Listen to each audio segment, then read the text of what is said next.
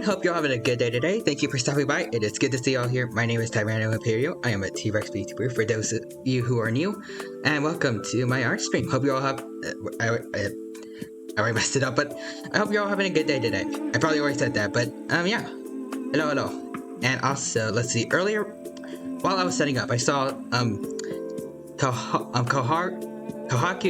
Source followed. Thank you for the follow. I appreciate the support. And hello there, I see you in chat.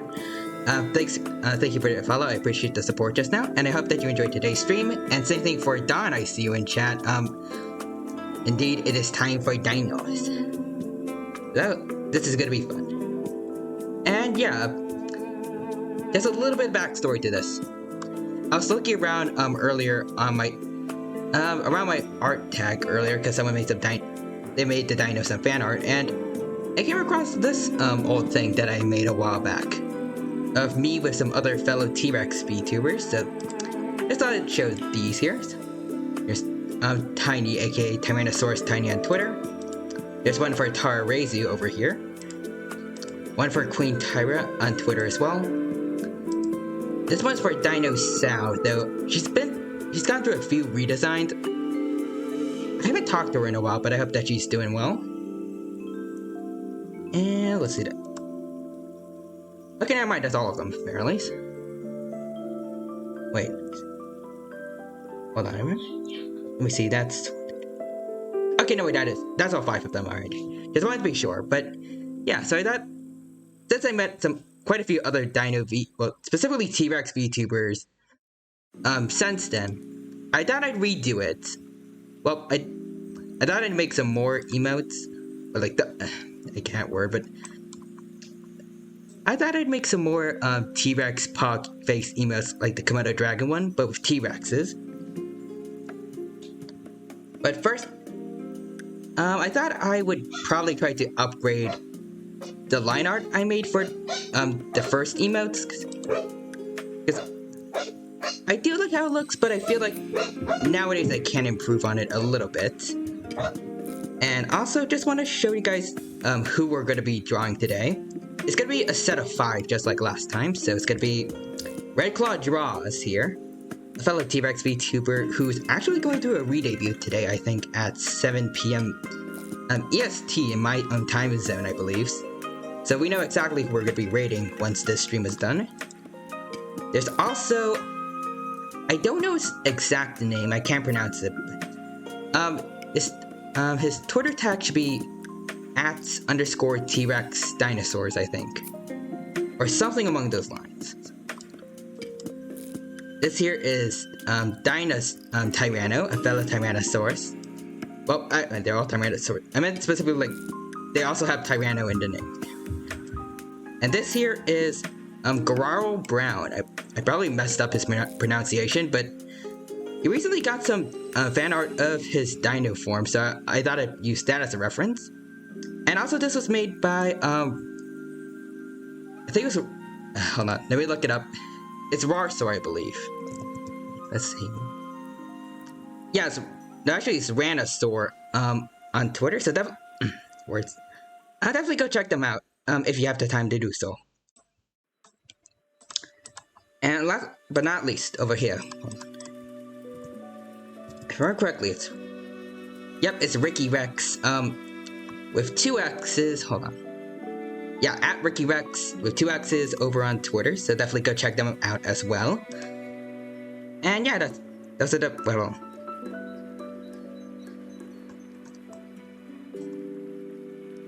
Hold on, just want to be, okay. 4, 5, okay. I just want to make sure it was 5 again, like I was worried I counted it wrong for some reason. But yeah. So first, we're upgrading this line art to something new. Kind of. So let's go over to tool options. Stabilizer. I might make the brush a bit bigger. Let's see, delays. I'll go with 22.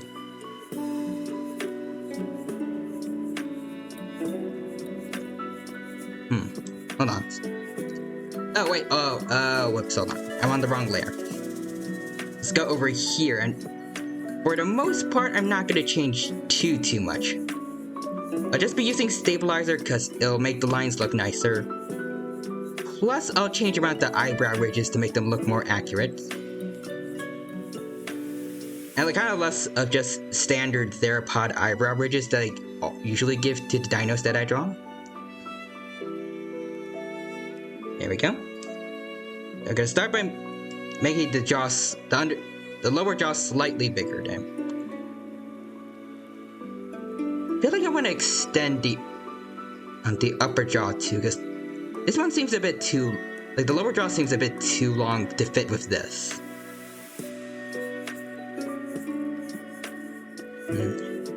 I think I might do that. Maybe I should make the lower jaw smaller this time around.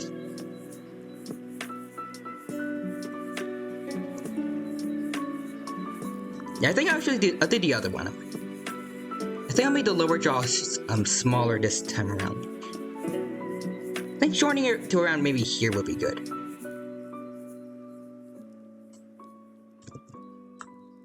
But again, I hope that everyone is having a good day today.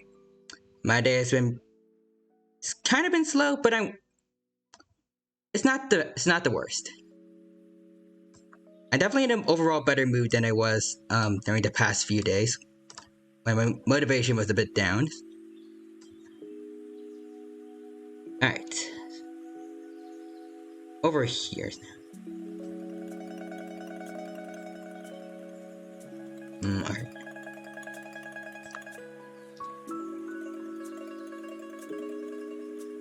I think I'm considering if should I draw the teeth first or I feel like it would just complicate things if I draw the teeth first. I'll make the jaw a bit smaller now. I think right around here. Let's get rid of this thing. Rid of this. Yeah, I feel like that fits, sort of fits the upper jaw a bit more.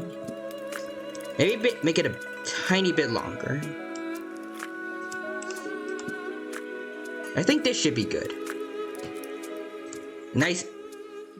I forgot what I was gonna say, but like, nice, sort of thick, somewhat shortish jaws. Not quite what a T-Rex's jaws are like, but I think it's a bit closer to the real thing than this. See, I see Dawn Creeps has been there, and I'm glad that you're feeling better. Thank you. And I hope that you're having a good day today, and I already need to get some water for some. Hold on.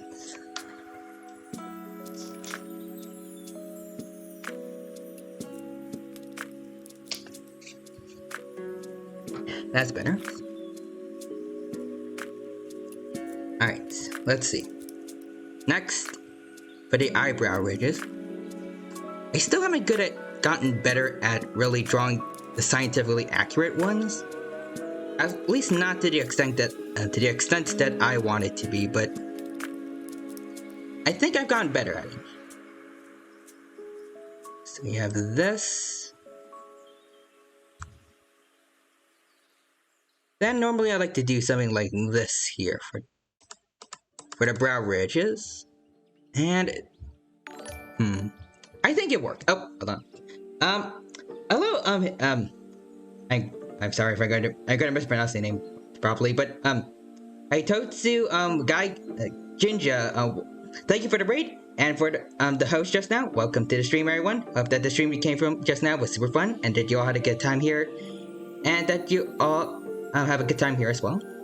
And thank you for choosing to raid me today. My name is Tyranno Imperio. I'm a T-Rex VTuber. For those of you who are new here, right now we're drawing some fellow T-Rex VTubers, and I hope that you'll have a good time here, and that the stream we came from just now was super fun.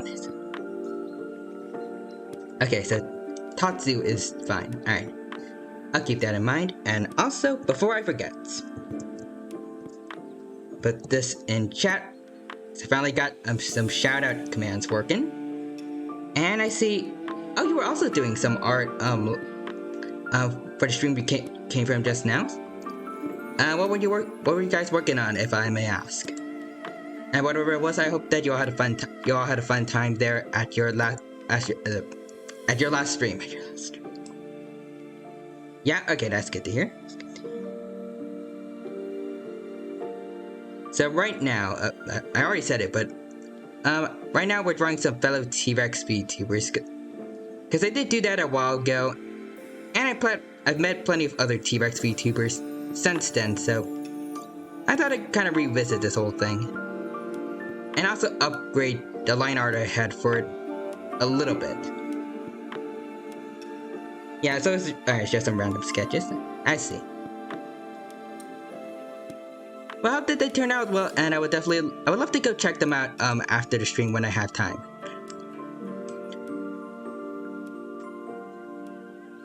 Alright. I'm trying to draw some scientifically accurate T-Rex eyebrow ridges. It's going alright, kind of. Okay, I think... Hold on, let me look at a reference real quick. Prehistoric planets T-Rex is that's a good one to look at.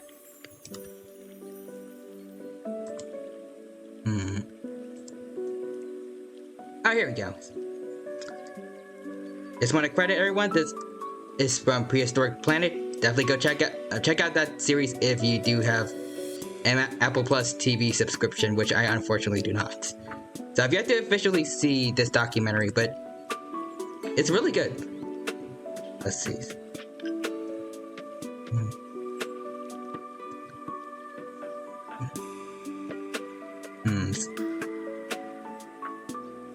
It doesn't look quite right.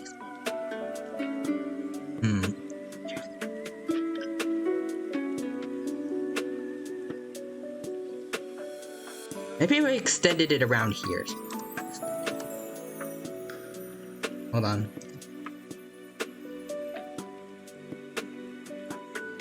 Do this. Move it slightly further back, and let's see if that helps a bit. I put another one of these over here. And let's see.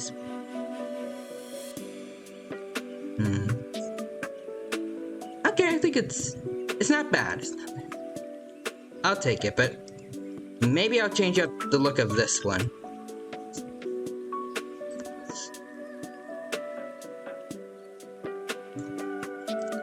Alright. Something like this. Little jelly bean kind of shape.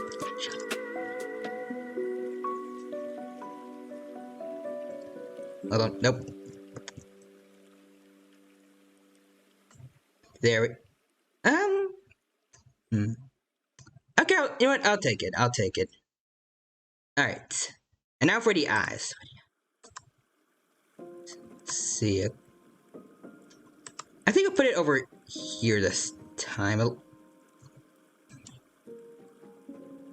No, alright. I'll put it closer to where the eye originally was. Then add a little bit of the eye shine here.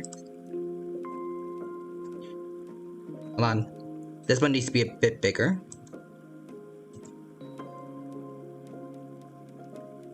Maybe slightly less big.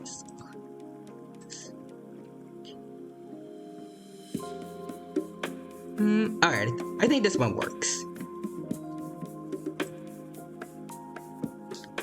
Alright. And now for the teeth, I think. Oh, hold on. I see a message in chat. Alright, so Totsy will rest because it's 5 a.m. Have fun with stream. Thank you. I hope you sleep well. And, thank you again for choosing to raid me today. I appreciate it. I appreciate the support. And I hope that you sleep well and that you have a good day tomorrow. Well, actually, I guess it's kind of already early morning-ish for you, but either way, I hope you have a good day.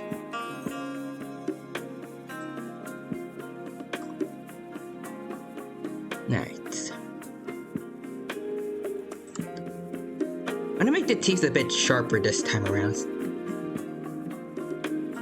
Some of these from the original line art look a bit odd.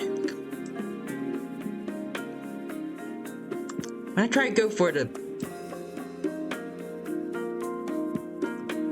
I guess like the kind of banana shape that T-Rex teeth actually have.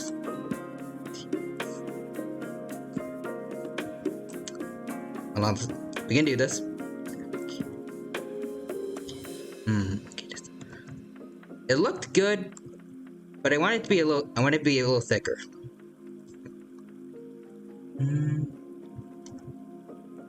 Too thick. So right down the middles. Okay, yeah, I think that works. And gotta do another one of these. Anyway, hold on.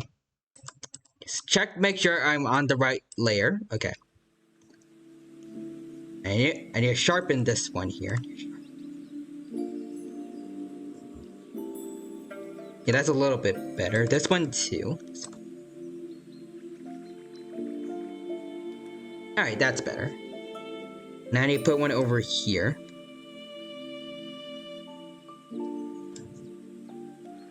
Nope.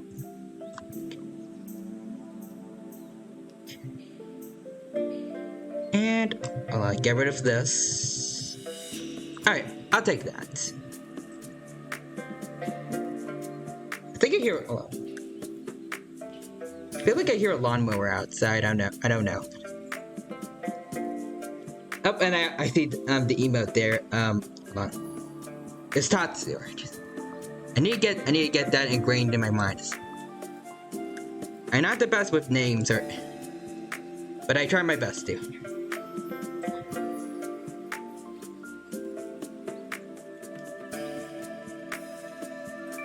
Alright, so I don't remember, it's Tatsu. Well, Tatsu or Tetsu. I'm probably pronouncing it wrong, but I'll try to remember as Tatsu, I think. Tatsu.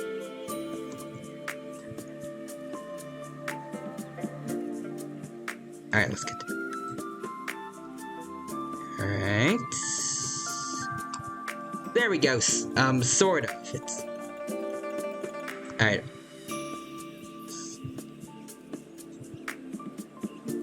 Okay, I think that's better. Next one. Okay, good. This one here. Be more of the smaller teeth up at the very front of the jaw. Alright.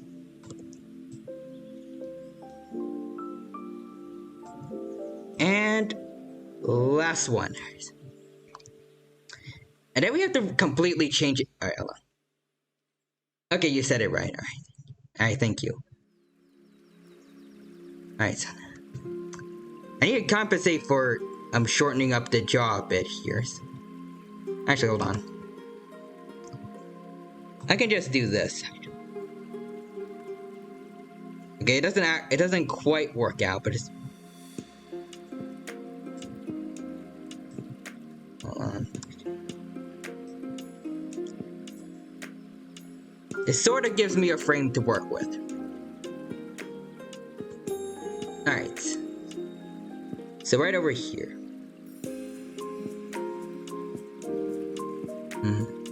Actually, hold on. There shouldn't be any teeth over here, where like the skin flap connecting the two jaws are. So we got rid of that. First tooth will be right over here. Make it very tiny.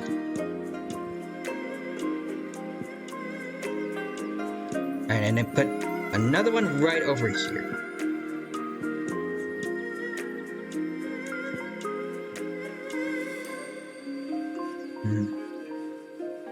Alright, I think this should be good. And then the lower jaw. I'll do this.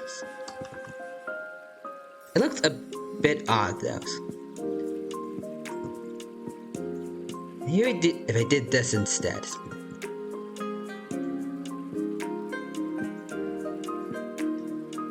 I think I'll do it like this. Like how I did for the original version. Careful. And a little bit far. Come on.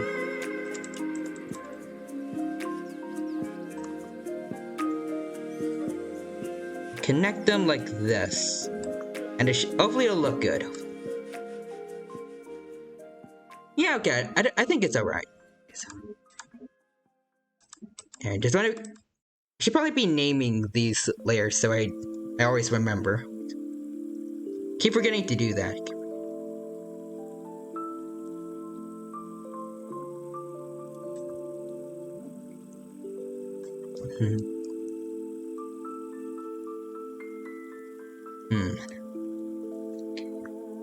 I'm not the best with perspectives. Not the best. I think this will...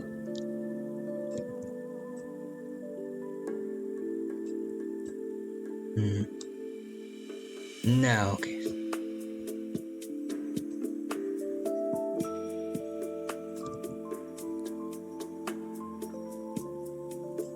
Okay, I think that works. Probably there should be a tooth around here. And here maybe.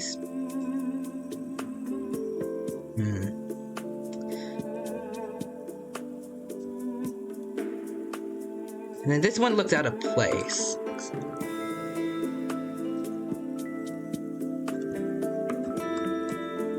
Oh, wait, hold on. Get rid of that.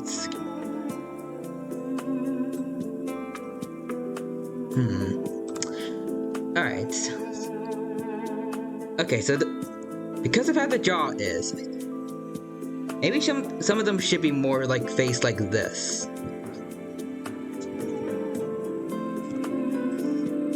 So if I do that...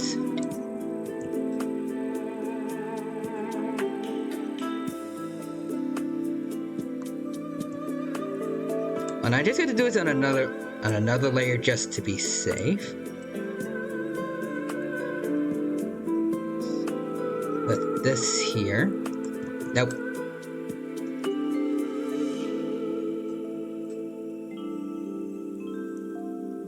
There he goes. Sort of. I'll redo that one. No. Okay, there we go. That looks alright. Do this.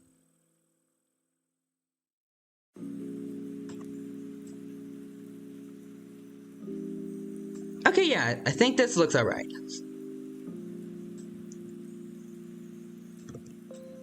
Alright. Just keep going with this.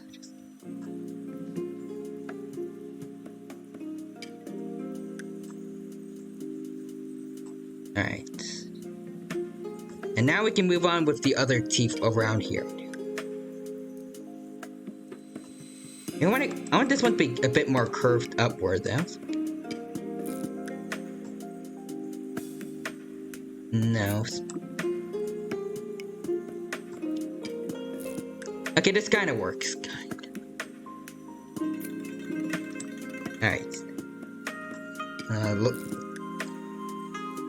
Keep going with small teeth around here closer to the back of the jaw.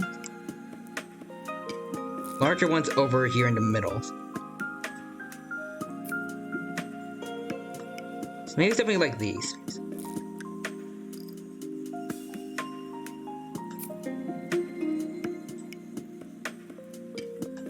Oh, hold on. I see a message in chat from Commander Zendar. Evening Tyranno, how are you doing? I'm doing quite well. Thank you for asking, and I hope that you're having a good day today as well.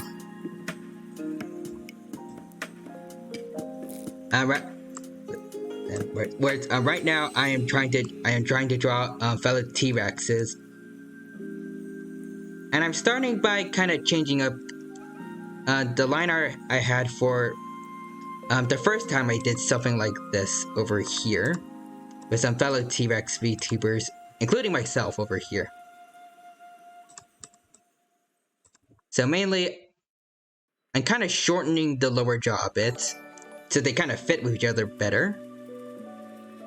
Making the eyebrow ridges more scientifically accurate, and also sharpening the teeth up a bit. Making them look a little less goofy looking. Oh, and I see small Kuya is in chat. And thank you for the follow just now. I appreciate the support. And it's good to see you here. Let's see. My dino boy. Let's go. Ooh, actually bowling would be pretty fun. Maybe I can do that for today's adventure. We'll see. Come to think of it, I haven't done many like image edit adventures with sports. Or any, I think. Mainly because I don't know any words, but I don't really do many sports. Even bowling is pretty rare. Hold on, let's see. It's been a dull rainy day. I know what that feels like. There was quite a lot of rain yesterday. And I think the day before that as well. Let's see. It's been a dull rain. Well, you already read that one. Gotta locate some of the old brain goblins. Same. But I gotta get some tea, relax, and unwind. Sounds good. And let's see. Alright, so you're encouraging me to do it. Alright. And I see the emails there as well. And Zendar also, I believe, wants to go bowling with the dino, so I may just do that. If I remember to. I don't have the best memory, so you can remind me at around like 11 if I do forget. I'm still struggling with ideas.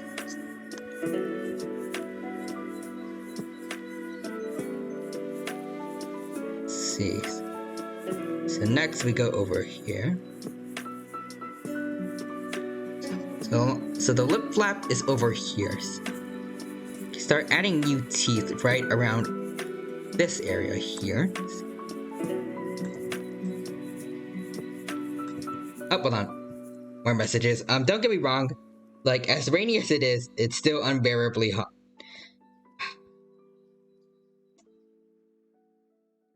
Yeah, I know what that's like.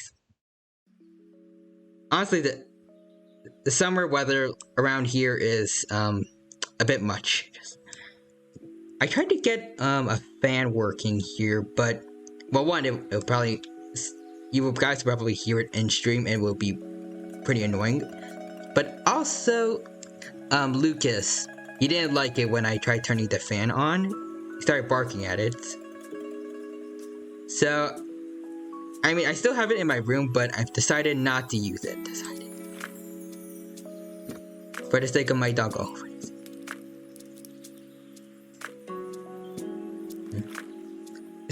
It's just like a sticky, clammy kind of. It's very humid. I can't word, but yeah, it's very humid in my area as well. I am really bad with wording. If I haven't said it yet.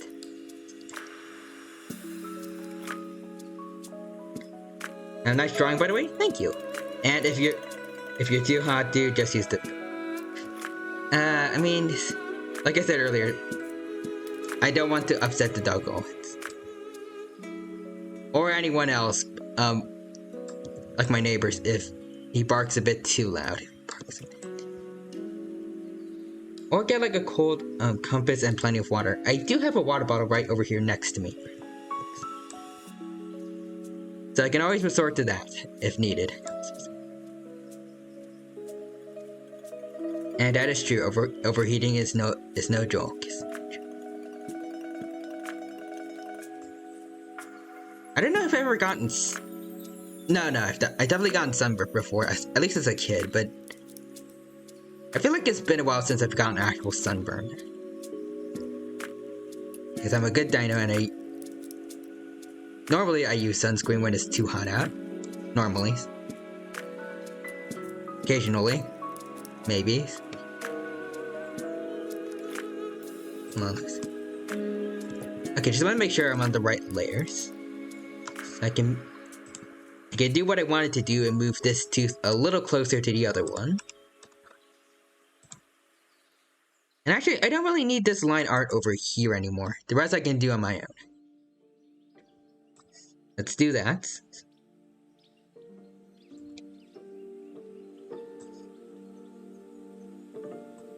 There we go.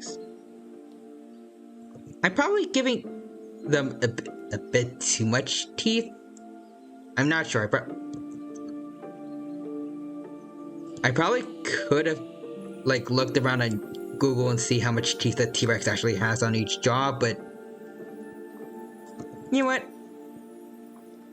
Who really cares if a T-Rex has extra teeth? Just it makes them more powerful. They have more bone-crunching teeth to work with. That's never a bad thing.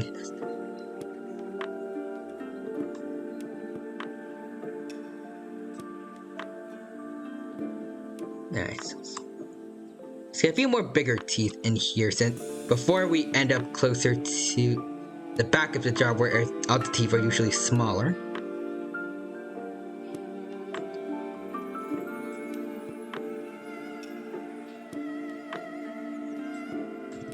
And I think 2 more around here will do. Nope.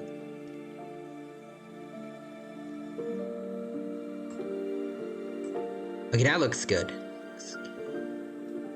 And one last one. And it's... I'd say overall it's acceptable. Maybe. This one here still looks a bit off. Hold on. I know what to do with this situation though, I think. Hold on. Okay, hold on. I need to avoid getting that one. Around here. I can play around with perspective and maybe sort of make it better. I'm not.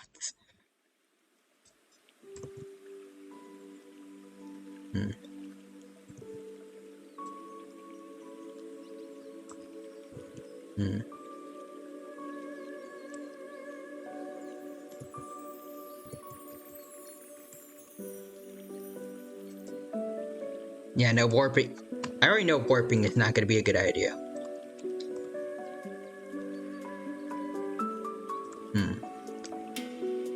So around here, I think we need to change something up. And also make the lines here a bit stronger. There we go.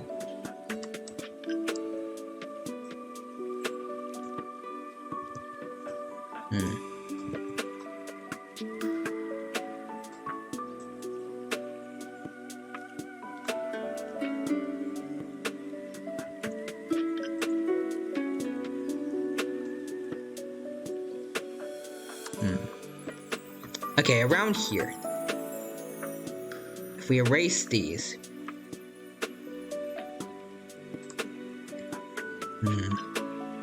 Still trying to think. I'll put one tooth over here. This.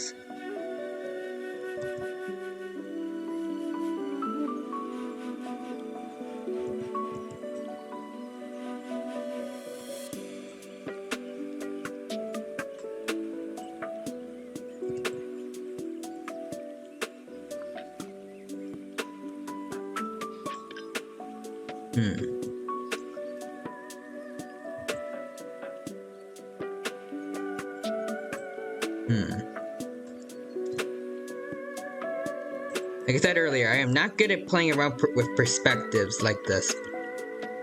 See what I can do. Something like this. Good. Maybe it's because the teeth around here are still pointing up a bit too upward.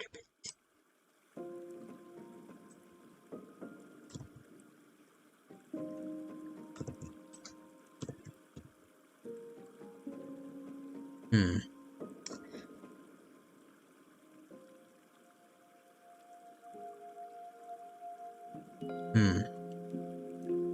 Trying to think. So I have this.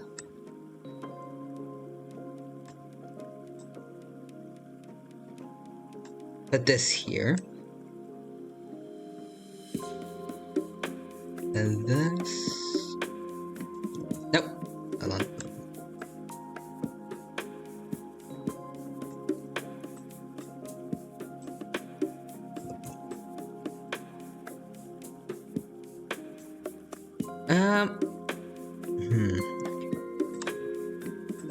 Around here looks almost fine. It's just something needs to change here. If I move this one, no.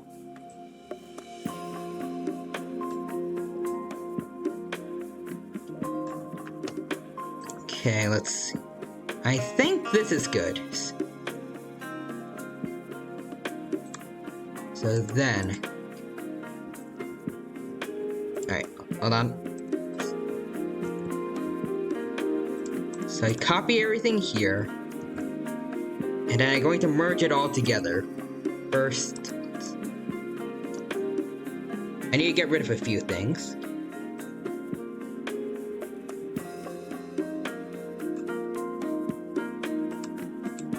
No, keep these. But around here, in these parts where they overlap with the teeth, I need to get rid of. Get rid of this. This here. This too. Well, it's this. There we go.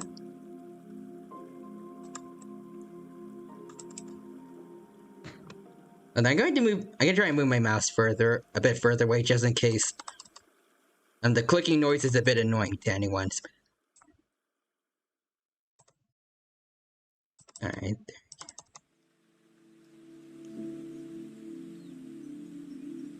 There we go. And then there's also this here.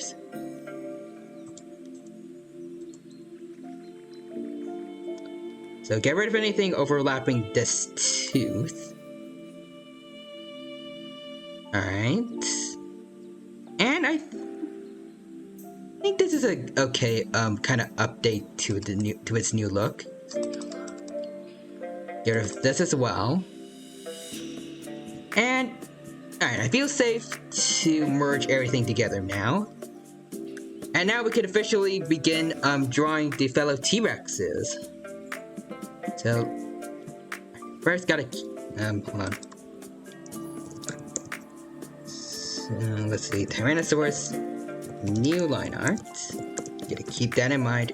And I'm going to lock it so that I can't mess it up. And I have a second copy here.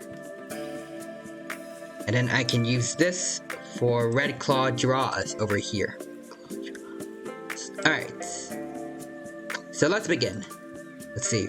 So first off, Red Claw Draws is a fellow feathered T-Rex like I am. Though it's kind of hard to see because mostly, at least in this humanoid form, the only feathers you see on me it's like the little bits on the tip of my tail. But Red Claw's got pretty much like a full mane going with the white feathers here and then red along his back. So we gotta give him that. Plus a little bit of the red feathers over on the side here. And yeah, it already has the eyebrow ridges, so that's perfect for me. Oh, and I see Max on Twitch is in chat. Hello there, Max. Welcome to the stream. Hope you're doing well. Good to see you here, and I hope that you're having a good day today. Thank you for stopping by, and welcome to the stream. I hope that you enjoy. And yes, it is indeed time for Dino Art. So let's see. Alright, so first, actually, I should probably focus on drawing the other parts that we need for him.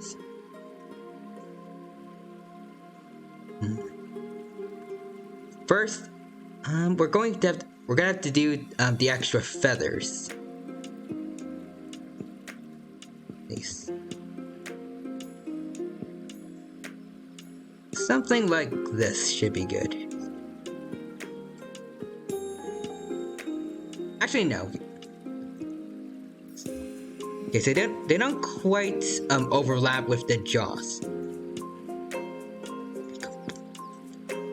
So it's just kept to around this area here. Alright, keep that in mind.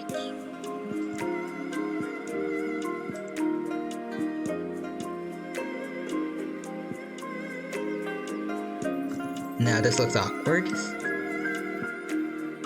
Nope.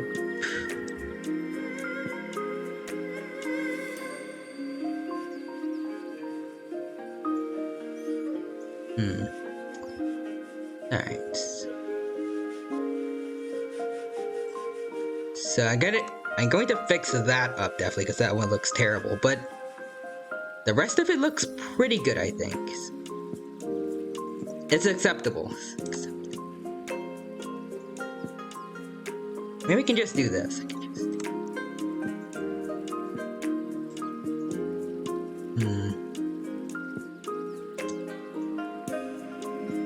Alright.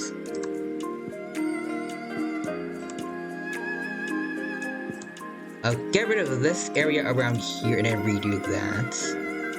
It looks sloppy, so I'm gonna redo that one as well.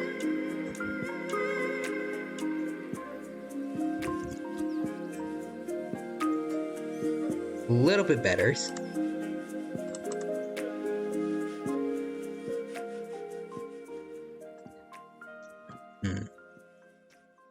I think that kind of works.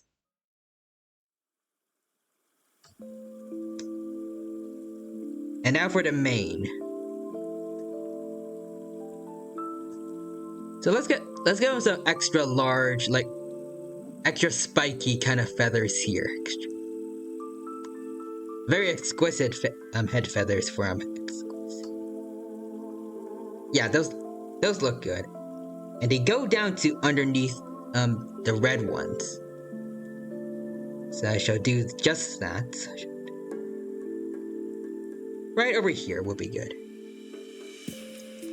And then polish a few of the ones that didn't turn out so good. There we go. Give it more of a sharp edge. Kind of.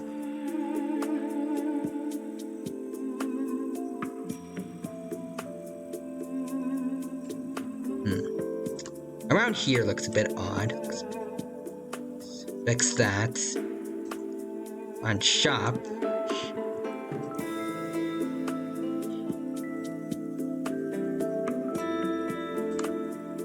And around here. Smoothing this part out. Alright.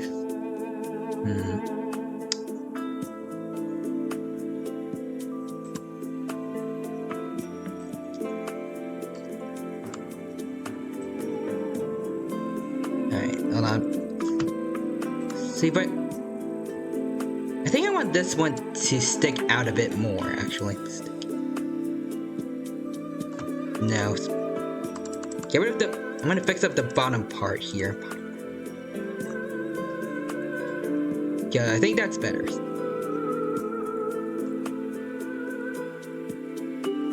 I actually kind of like where having these little bits around here. Actually, hold on. Actually, I think these look nice. Oh, hold on. Didn't mean to do that. Let's have a bit of these around here. There we go. And then... there you go. Erase a little bit around there.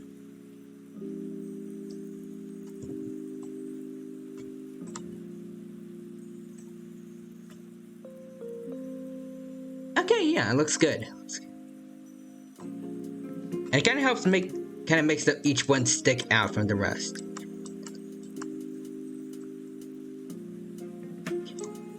Alright.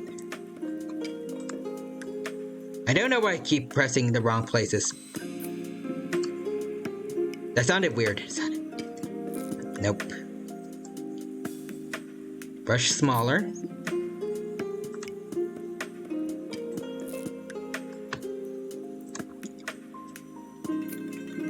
Get rid of this.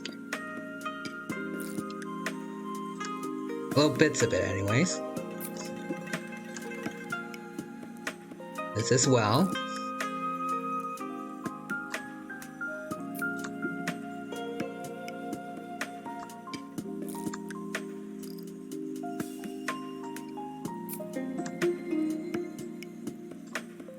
Alright, and this. And I want to have something like this effect over here for the other feathers as well.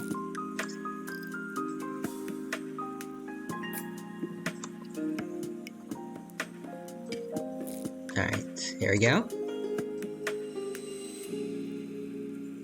Very nice, very nice. Something like this over here.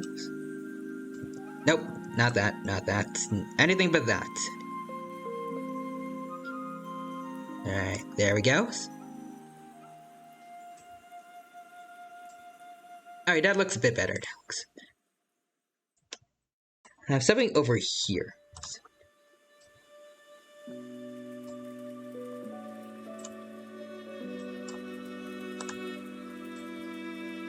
There we go.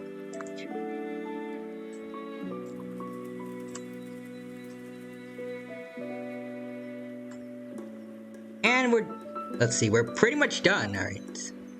So next up, let's see. Actually, first I want to take a look. Do I want to do any more? We already have the eyebrow ridges, which Red Claw thankfully has. Let's see, any other head features that we should factor in?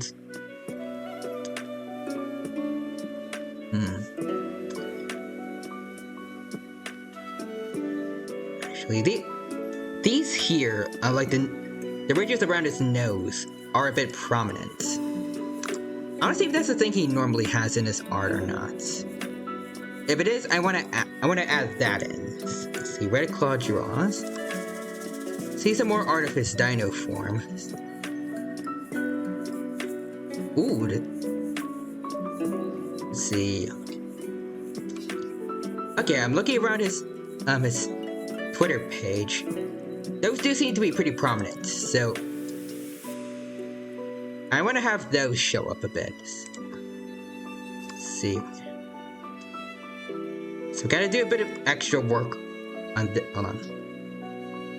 Just want to make sure we have. I want to have something like this on standby, just in case I mess up and I forget.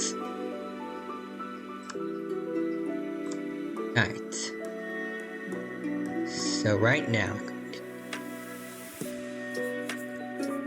I'm gonna make the ridges around his nose a bit more prominent and yeah, the triangular in shapes.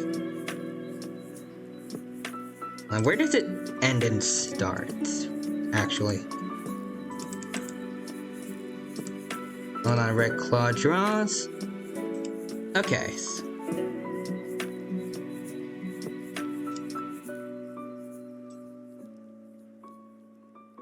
So hold on. I'm trying to get a good look at him.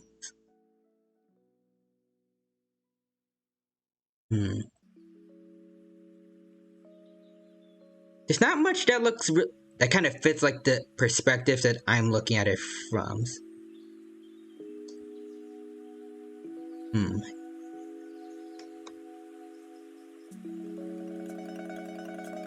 Actually, I think I might put my own kind of creative twist on this. And I have them look a little something like, this. Have them look a little bit like, I don't know if they're technically horns or not, but like the sharp ridges on his nose, like another Tyrannosaurus called Alioramus. I don't know if T-Rex had this or not, but I mean, it's the closest thing we have. Kind of basing the shape off. At least from memories. Keep doing something like this over here. And I just realized I'm drawing it directly on top of... Okay. Well, this one isn't too hard to get rid of at least, so that's fine. The rest I'll have to do on another layer to make things a bit easier for me. Get rid of all this. No. Oh, hold on. Message in chat. Thank you, for Brian, Lucen for the follow just now. I appreciate the support. I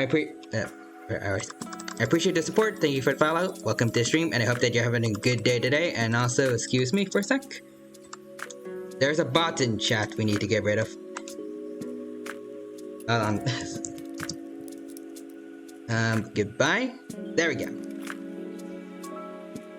Yes. Welcome to this. I already said it. Words. But yeah, I hope that you're having a good day and that you enjoyed today's stream. Right now, we are drawing some fellow T-Rex VTubers, starting with Red Claw Draws. So that's gonna be fun. Right now, we're trying to get some nose ridges completed for him. We already got the feathers down.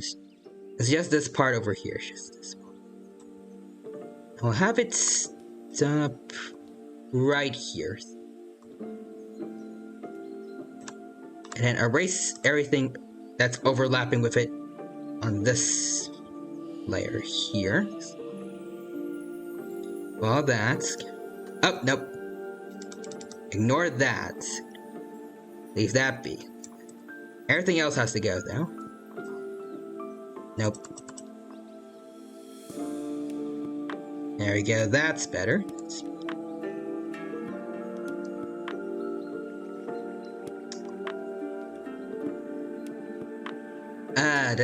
It looks off though now.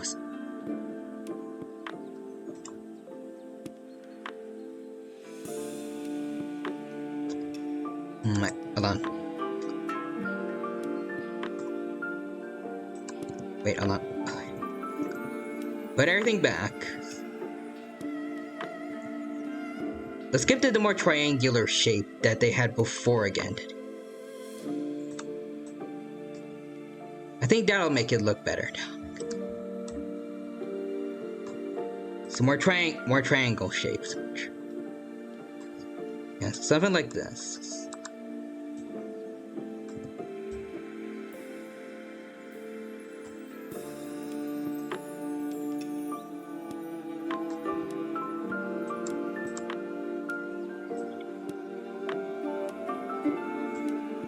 There we go.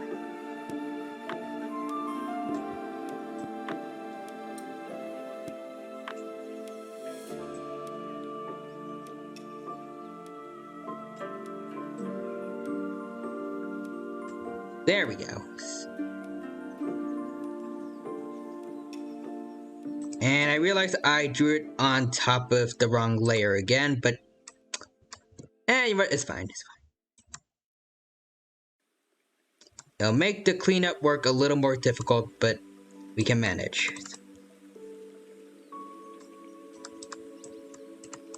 There we go. Make the brush a tiny bit bigger.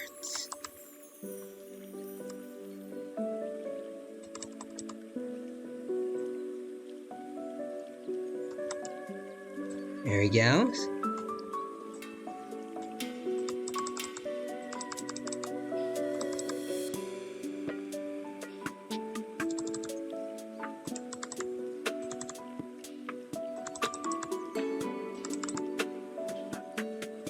Okay, hold on. Make it look a little nicer over here. And let's see.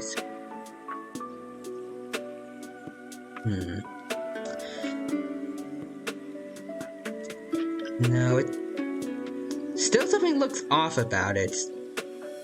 I can't pinpoint what exactly.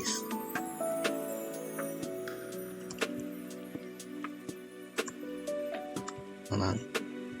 Let's put this here.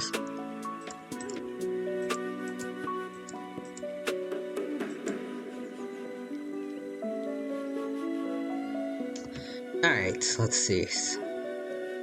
I'm trying to look at... Let's see. Let's get look at more references around here then.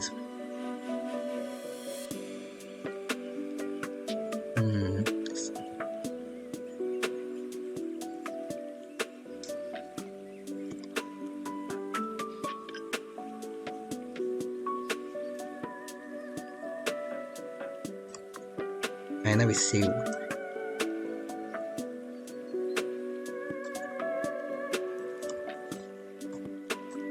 Try something like this.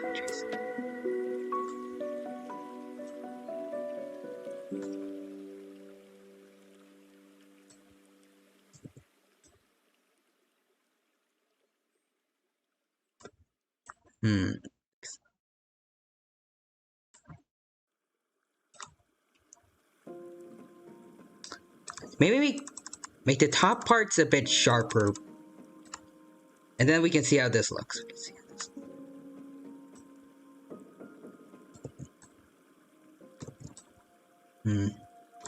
There we go.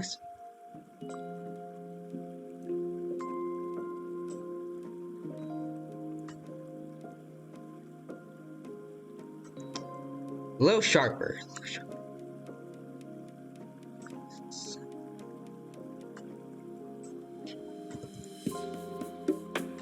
Okay, it's starting to come together, I think.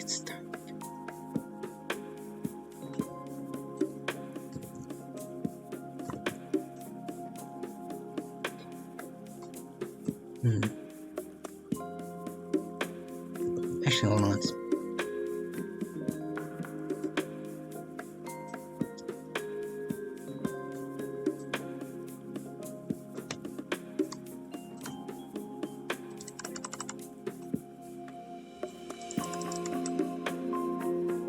Hold on, let's see. Does this look good? Ooh, okay, it does. Alright, so hold on. I realize the strat now. Okay, there it goes.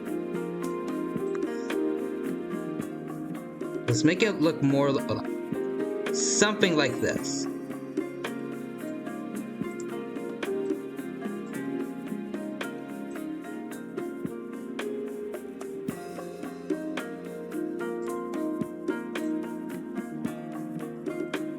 Yeah, okay. Something like this should be good.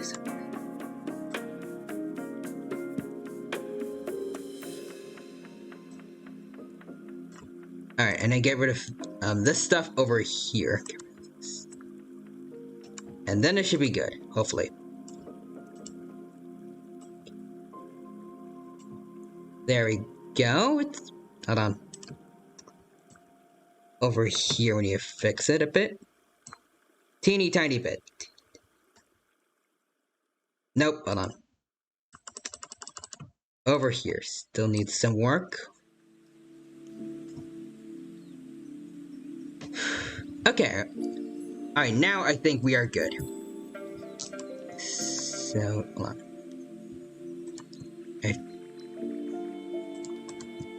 I think now I feel comfortable merging all of these together. There we go. And now we can finally get some coloring done for Red Claw.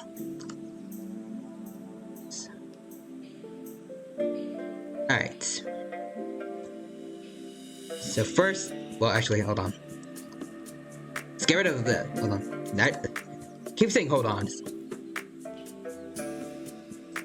I'm going to change the background up a bit so it's easier to color things in.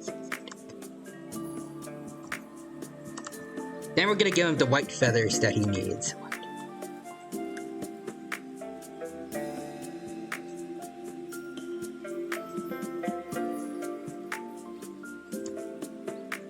Alright. So this will be the color layer for Red Claw. And hopefully I do not mess up and go into the wrong layer again. Alright. I should probably do coloring on some different layers also. Like for the red feathers, maybe I'll put them on top. So it shouldn't affect the... Yeah, I think I'll do that. Otherwise it'll be a mess to fix anything if anything goes out of the lines and starts mixing together. Alright. Something went out of the lines. There we go.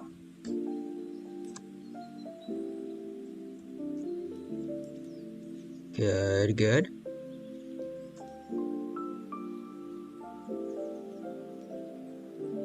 Let's go over here next. I feel like I should...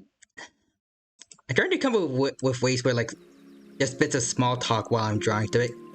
Make this a little more fun. I don't know what, though.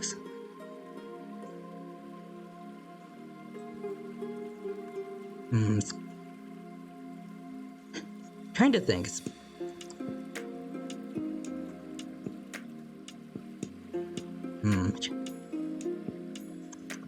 Oh, wait, hold on. I don't know how I missed this, but hold on.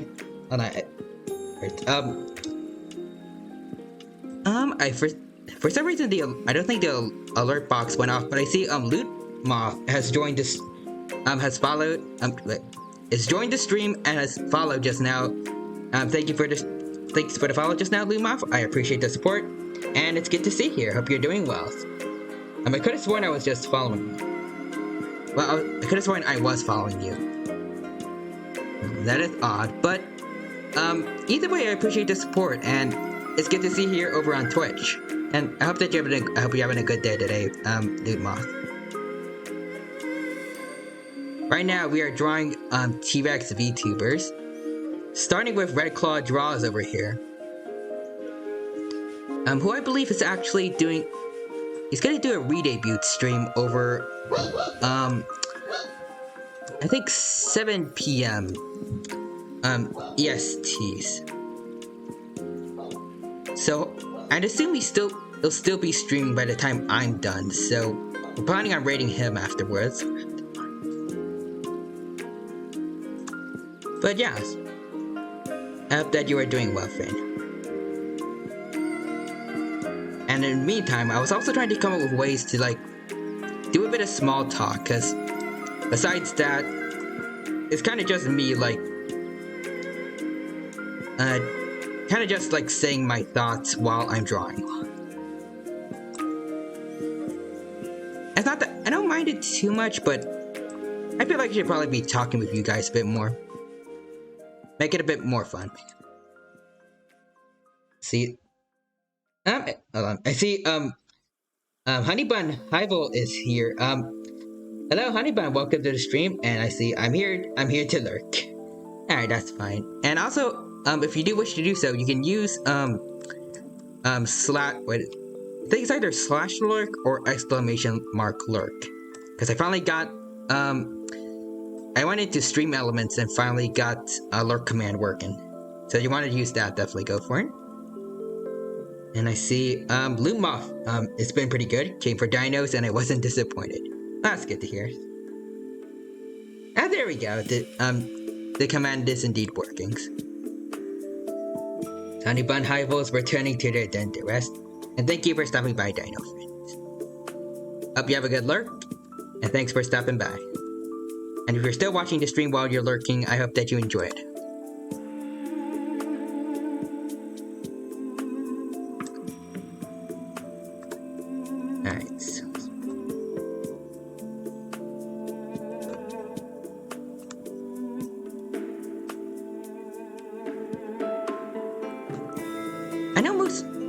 I know a lot of streamers tend to, like, one of the things they do for a bit of small talk during their streams is tell life stories, but I don't know. I'm not sure if anything I've ever really done in my life is like too particularly interesting or not. I don't know. Oh, hold on. I see Lumoff said, did you see that they discovered a new Spinosaurus? Well, I don't know if it's a new Spinosaurus, but a Spinosaurid I definitely heard about. Like, I think they said it was, a giant, Spinosaurid was recently discovered in the UK. Which is quite interesting.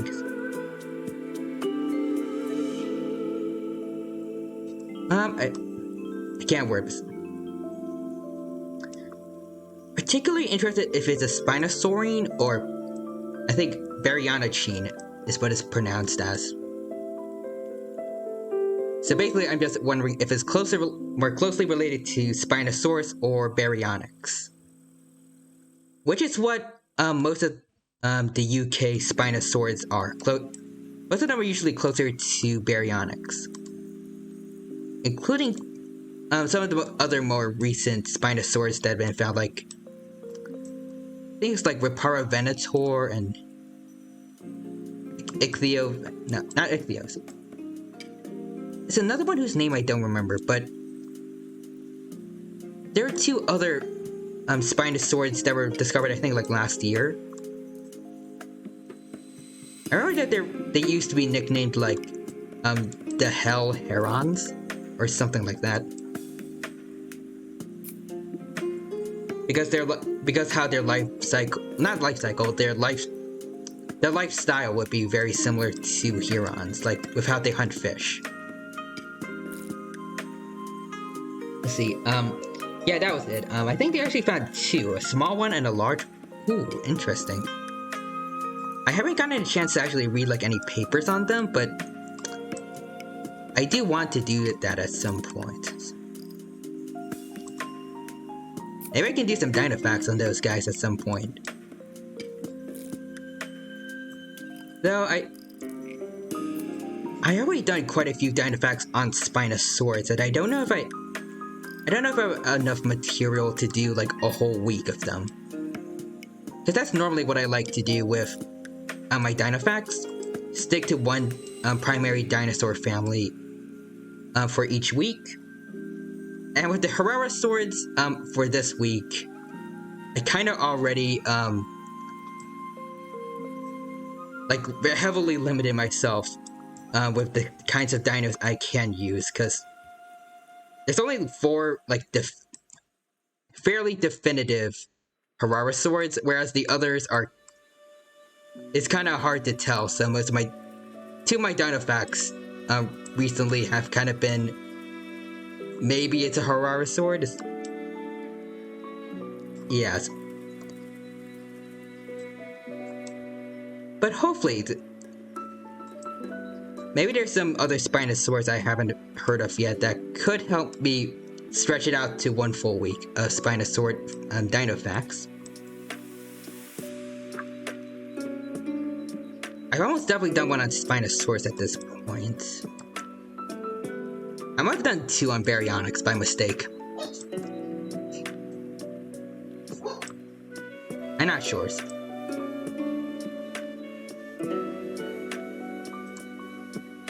I mean, actually, I'll be honest, I sometimes do repeat dinosaurs for my Dynafacts intentionally. But I do normally try to give in new information on the dino as opposed to completely repeating them.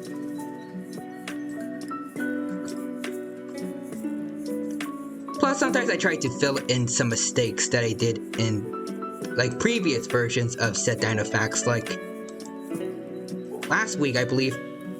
Actually, the last 2 weeks, I did Dynafacts on Ankylosaurs and Nodosaurids. And because I was so dedicated to like focusing on one specific dinosaur group, back in my older days, I would sometimes kind of misidentify certain dinosaurs. Like I said earlier, last week I did Ankylosaurs and Nodosaurids. And back in my the older days when I was just starting out, I'm pretty sure I accidentally called a few notosaurs and chylosaurs just for the sake of following the theme of the week. Entirely getting their taxonomic place wrong. Try not to do that anymore. I was actually tempted to do it again with another, since I'm kind of struggling with finding Hararosaurs for this week's Dino Facts. But I made the smarter choice and like said what its actual taxonomic status is right now. For today's Dino Fact, I forgot the name already, but I said it was a basal theropod of some kind, which is what paleontologists agree on right now. The particular dino I used, it's kind of all over the place with the dinosaur tree, so dinosaur family tree, so no one really knows for sure, but I'm going with the main consensus so far. I don't know if that's the right word. Oh, I see Lootmoth said something else in chat. Let's see. I've only seen a short YouTube video, so need to do more research. And do you only do dinos? Well, so far I've only ever done dinos. Or would you like to do a week on stem mammals like Gorgonopsis?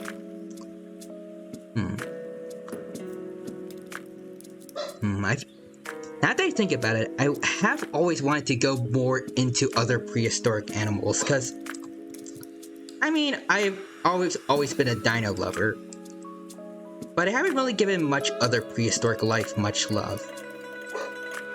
So if people wanted to, I could definitely do like a synapsid week, maybe like a pterosaur week, stuff like that.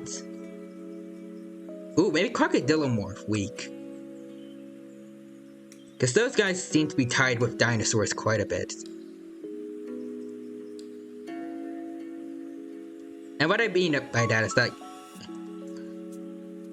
like, it's not uncommon to see them kind of pop up in some of my dino facts, like some early dinosaurs having been found alongside them and stuff like that.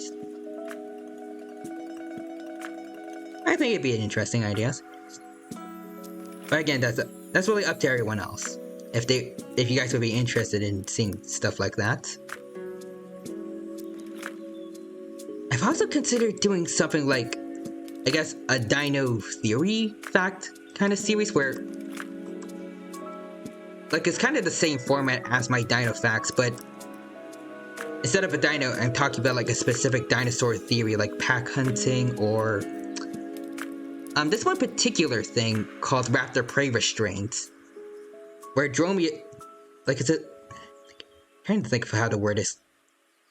It's a theorized hunting method that dromaeosaurs like Velociraptor would have used to hunt their prey, where they would latch themselves onto any prey around their size or larger than them, I believe, and like use their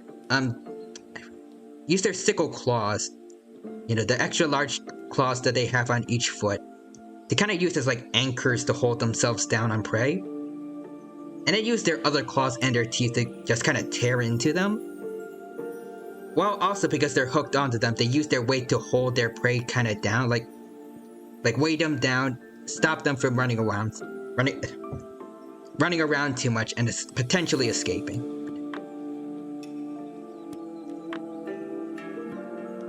I think that would be a cool idea.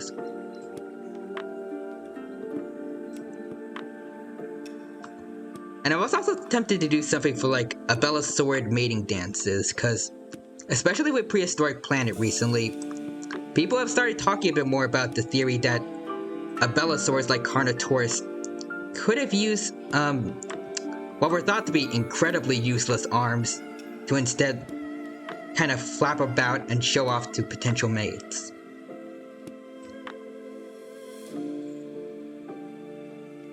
I think that'd be an interesting idea.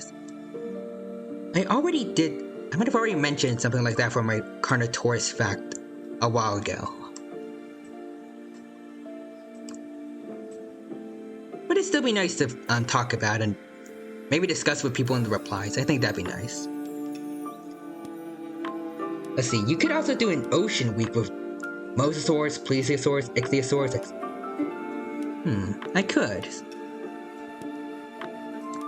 Well, I guess if I keep it with my usual theme, then it couldn't be like a week, but excuse me. But maybe I could do like an ocean month. Like have 1 week for different types of mosasaurs, a week for plesiosaurs, and then one for ichthyosaurs. And let's see.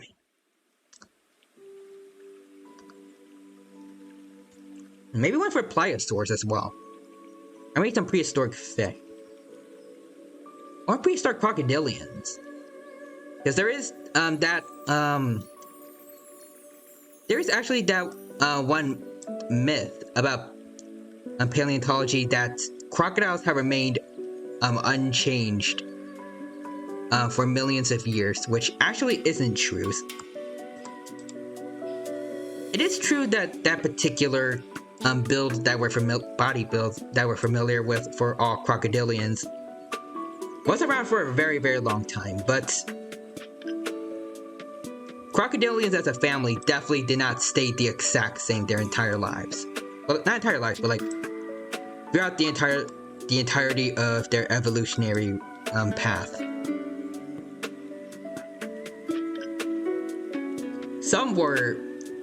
They went down incredibly odd routes, to say the least. I believe went as far as to go like into herbivory, actually. Though actually that's not too far-fetched, considering crocodiles today do occasionally eat fruits. I believe some American crocodiles. Is that their American crocodiles or no? It's like Orinoco. I'm definitely mispronouncing their names, but I think it's Orinoco crocodiles in South America have been seen eating kumquats. And I think some alligators have been seen eating watermelons in Florida. Well, probably not specifically Florida, but I mean, Florida would be probably one of the places you would expect to see something like that.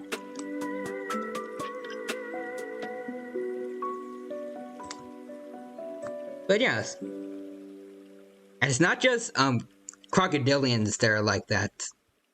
There are quite a few other handful of herbivores who will carnivores who will occasionally eat plants, and herbivores who will eat meat. Well, not too much, because they are still carnivores and herbivores respectively, but some people don't realize like how often it may happen, and that they are specialized for eating one certain kind of food. All creatures in the end do need the same general nutrients, like say fibers and proteins. So they do occasionally do things like that in order to get all those nutrients. Like cows have been seen, I think, chewing on bones. I think one was even seen eating a snake once. And also there's this one horrifying video I saw of, I think, well, not horrifying, but at least to me it was, of, I think it was a horse trying to eat a baby chicken, which, like, that was not pleasant to watch, but apparently it does happen.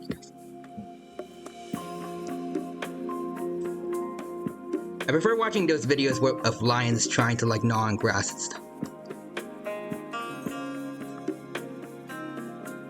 Seeing herbivores eat meat is a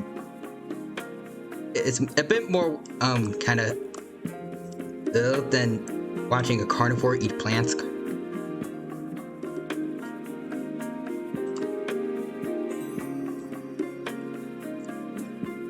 But also speaking of that, now I've seen quite a bit of paleo media not paleo art nowadays of people displaying dinosaurs with those kinds of behaviors. Like, for instance, I think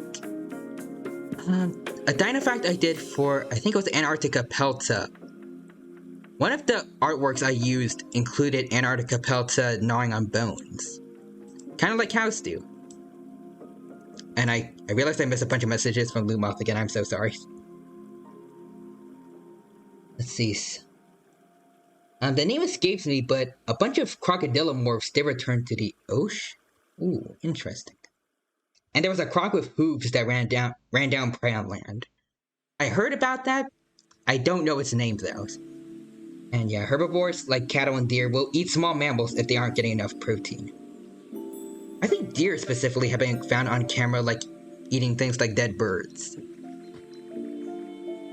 I doubt they actually killed the bird themselves, but I think it's more like opportunism. Like since it's there, they decided to make the most out of it and get some protein in their diet.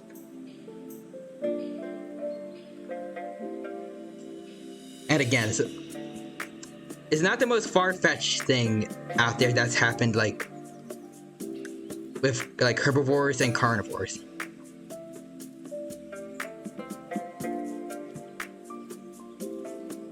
And I see Leg Play says, yeah, it's kind of like an animal that feels sick, so they eat something to make them yak to food. I think sometimes they do that, but other times it is also solely just for the sake of like getting certain nutrients into their diets that they don't normally get. Like, again, carnivores also need they also need fibers, so like crocodiles, for instance, like I said earlier, they might eat fruits like melons, kumquats. And some herbivores, like cows, will gnaw on bones, occasionally eat a small animal if they do wish to do so.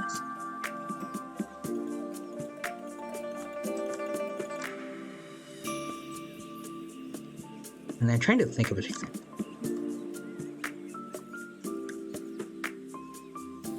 I guess pigs, now that I think about it. I feel like they fool a lot of people, because, or maybe it was just me as a kid, because I used to think that they were just like solely herbivores, but after learning more about them, they're actually like right down the middle in terms of like omnivory instead. Like they eat plant matter, but they also eat meat as well. Like wild boars I think they'll raid nests and stuff like that. They'll eat small mammals. I think they might scavenge kills from other predators. I'm not sure about that. I don't know if they ever actually like, if there's any pigs out there that actually hunt things, but honestly, if it's food just kind of lying there, they're gonna eat it probably. I see. Oh, cattle have been seen snatching up rabbits. I definitely don't want to go looking further into that. The whole cattle eating snakes thing is one thing, but I don't want to see poor rabbits having to go through that.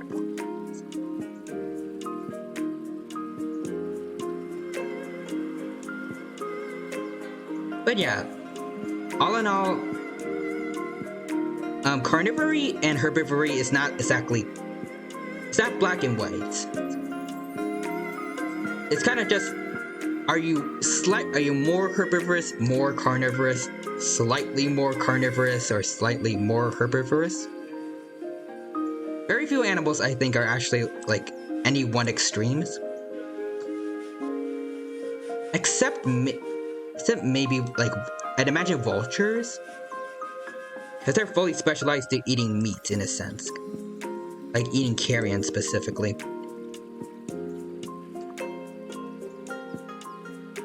But I don't... Then again, I could probably imagine them, like trying to eat, like, seeds and stuff, but they could definitely eat them. They don't have the beaks, like, specialized for eating seeds, but they could probably do it if they wanted to at some point.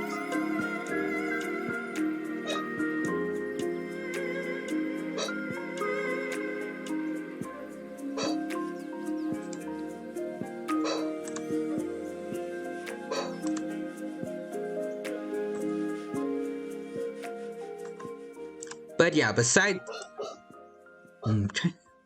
I kind of want to think of other like weird animal slash dino facts to talk to you guys about. I believe ocean life is pretty extreme when it comes to their diets. Yeah, I feel like that might be the case. Yeah, I can't think of any kind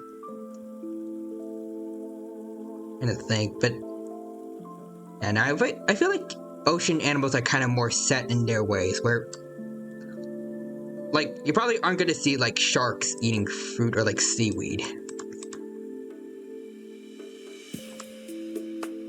I guess you could consider like them digesting plants from any herbivores they eat. Like, kind of, maybe? It's debatable. Oh, and I see DR Dinosaur in chat. Here there's some small creatures that live off the minerals from volcanic vents. I have heard of stuff like that, where like I think at the very bottom of the ocean, I think it's like shrimp and stuff. They take like the bacteria and stuff that live off volcanic vents, and they do something with them that actually allows for food chains to begin in that place.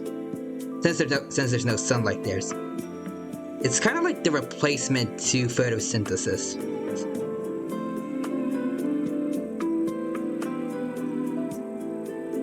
So you are correct. Certain microscopic organisms live off hydrothermal vents and support an entire ecosystem completely cut off from sunlight. Ah, I see. Can I be honest with you guys about something though? I guess it's not quite embarrassing, it's just, I don't know, maybe it's a little bit. But let's see, it's only, Araki that live off the vents, everything else lives off of them. Ooh. Interesting. And then there's entire ecosystems supported by whale falls. I think I know what that is. I'm guessing it's supposed to be like when a whale dies and its carcass sinks to the bottom of the ocean, and then anything that can feed off that whale will be able to do so for a long time to come.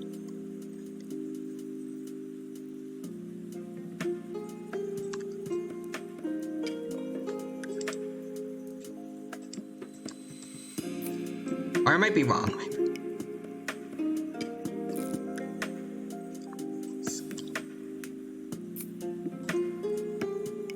At least that's what it sounds like based off the name.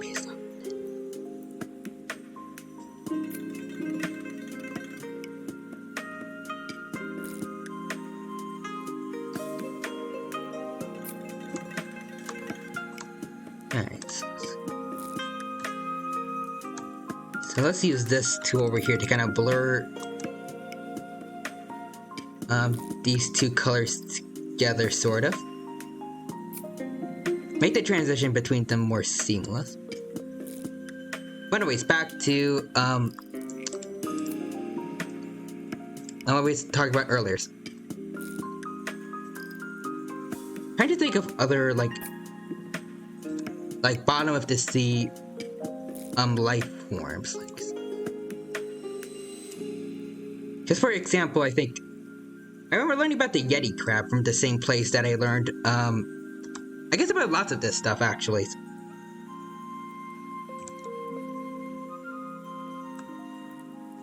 Let's see, I'm currently fascinated by forget which I was talking about Yeti crabs just now. Let's see. Currently fascinated by crabs and the tendency for other sea creatures to evolve into forms that strongly resemble. Oh yeah, that's true. Like, I forgot the scientific term for it, but it does seem to happen every now and then, where like certain creatures start evolving to look a lot like crabs.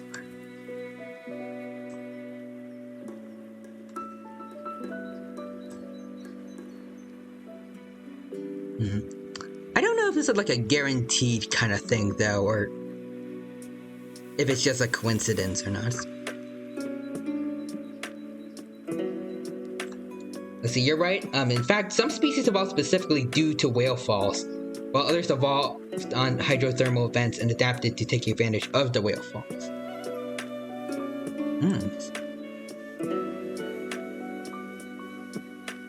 Interesting.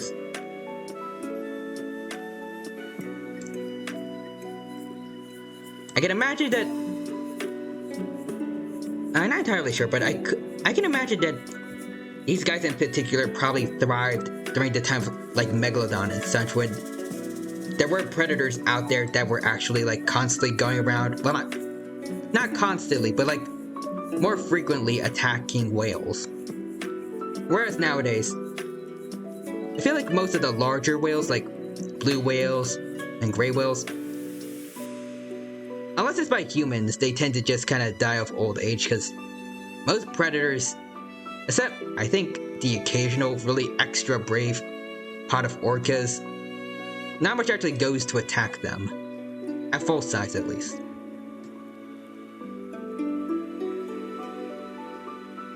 And yeah, I agree with you, Dr. Dinosaur. Nature is definitely cool.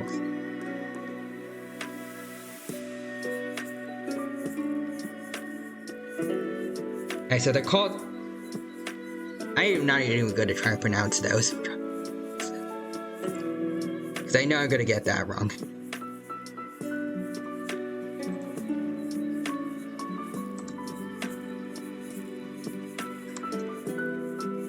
But yes.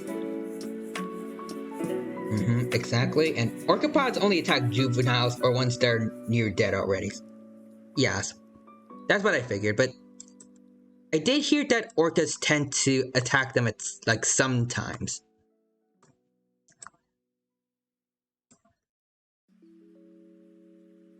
But yeah, besides, like, the extra lucky pot of orcas,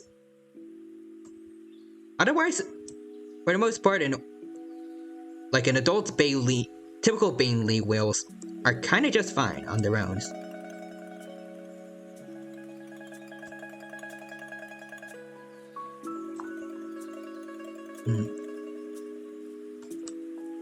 And I'm pretty sure that might be one of the biggest reasons, but I say it's a pretty big, like, I can't word. It's a big piece of evidence, I'd imagine, that Megalodon definitely isn't alive anymore. Because if it was, I would imagine most whales, like blue whales, would have better defense. Like, they have better ways of defending themselves besides just their size. If a predator that was frequently attacking large whales was still around. I've heard some people, well, not a lot of people, but I've heard a few people speculate that it might be living like the Mariana Trench, but no. I feel like it's safe to say that it isn't.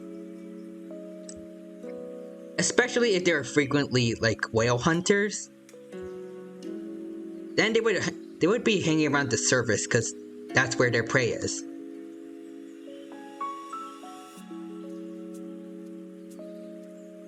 So I feel like a large shark that specifically evolved to live, like, in a place like that. Like, how do you think of like an extra large goblin shark? That would be pretty cool. Probably isn't Megalodon, but the general idea of a shark like that does sound interesting.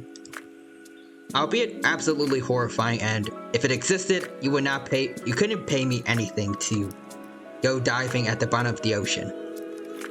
Well, definitely not diving, but like, even like a big submarine, you couldn't pay me to go down there. And I see it. I like it here. Lots of smart people. Lots of people with big brains.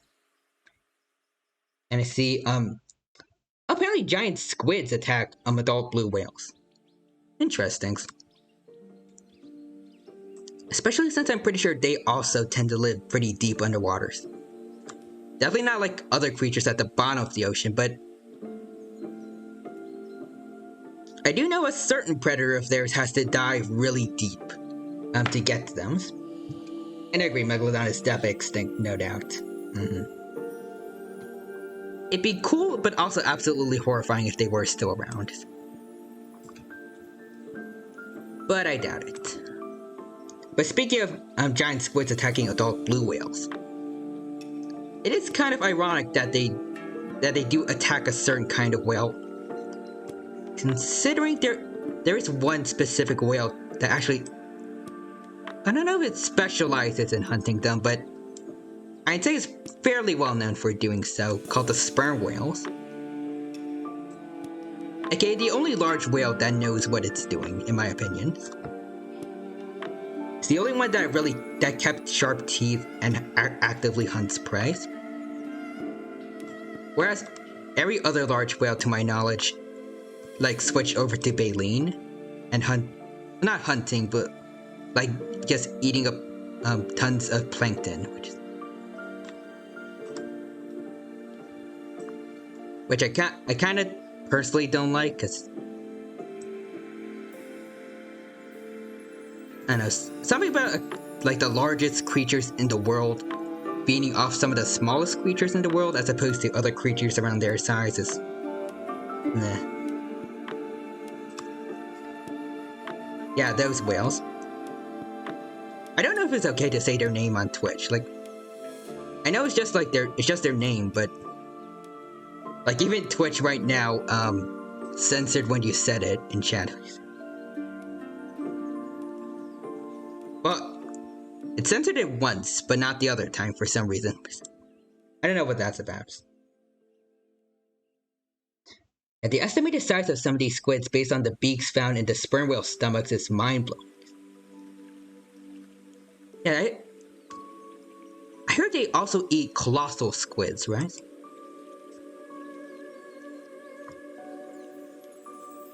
I don't know if...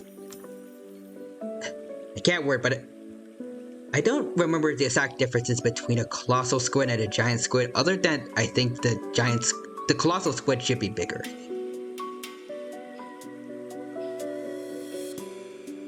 Oh, and I see Lootmoff says, what do you think of the reports of giant ground sloths sightings in South America? And they're named that because of the consistency and color of the oil found in their heads, yeah. I'm glad we don't use whale oil. At least, I don't think most places use whale oil in products like that anymore. Like, say, candles and stuff. But also, about giant ground sloths.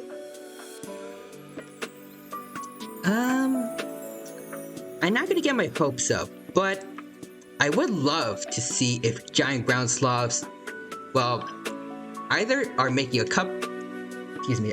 comeback or slash have still been around this whole time.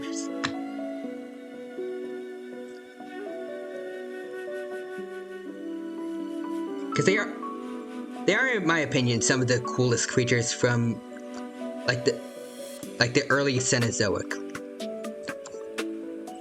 Actually, like the general Ice Age kind of eras. I don't know if they were exactly around like the early Cenozoic or... You can... How well can people tell that I only ever focus on dinosaurs and no other prehistoric animals? But yeah, they're some of my favorite of the Ice Age animals, and I can definitely say, that's kind of off topic, but I want to say that Sid is a terrible example of a Megalonyx, which I'm pretty sure he's supposed to be based off of, from what I read recently.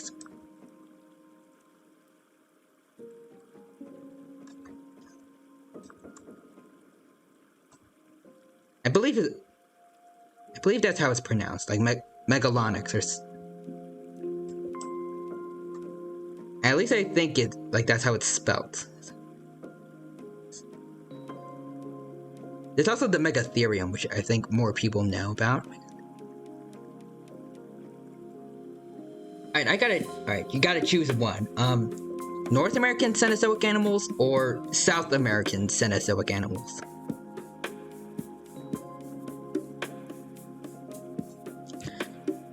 It's hard to decide.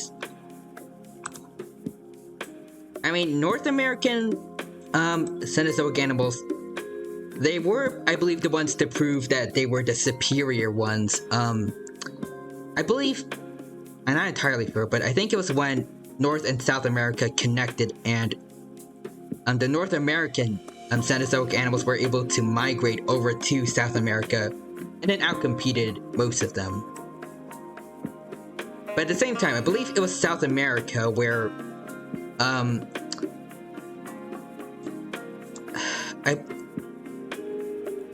forgot their actual scientific name, but like the terror birds. South America is where those guys were found, and I love them too.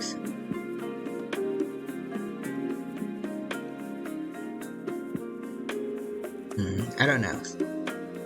I think I prefer North American ones slightly more, but South American Cenozoic wildlife, they were awesome, to say the least. I believe Sid is actually supposed to be one of the aquatic sloth species, because if he were a giant sloth, he'd be way bigger than Diego. Yeah, if he's supposed to be adult size, like, I feel like he's mainly portrayed to be. I mean, depending on what species he's supposed to be based off, if he was some kind of like the extra large giant ground sloths, he could like not look so small compared to Manny. Let's see. Both actually migrated to both sides migrated to each other, but the North American predators way outcompetes the terror birds. Yeah. I mean, good for like the North American canids and also the Smilodon and a few others, but I feel bad for the terror birds.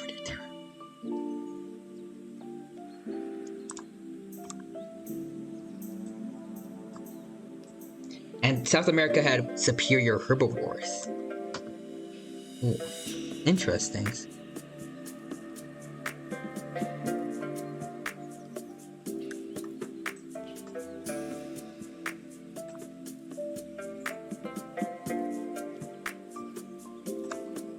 Now that I think about it, North America had the cave bear, right? So, yeah, I think they definitely had the South American ones outcompeted, right? Yeah, they counting in the cave bear, they definitely the North American predators definitely had it in the bag. I think they're one of the only few creatures where like hunting by humans specifically wasn't their main reason for decline. I don't know exactly why they went extinct. I remember hearing in one, I think it was like a Prehistoric Planet review, not Prehistoric Planet, like Prehistoric Park review.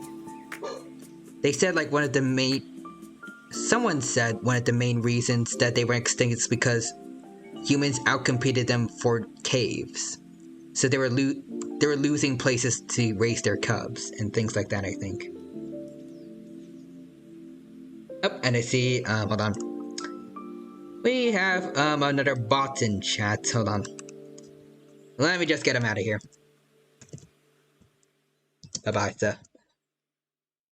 And there we go. And let's see, Lootmoth, let's see. If he was a real giant ground sloth, he would have folded those woolly rhinos like laundry. Oh yeah, he did, get into some trouble with woolly rhinos. Well, I think woolly rhinos in the first movie, though. I don't know if they were woolly rhinos. Like, at the very least, they were definitely not, like, elasmotheriums. Actually, granted, now that elasmotherium no longer is believed to have a large horn, then...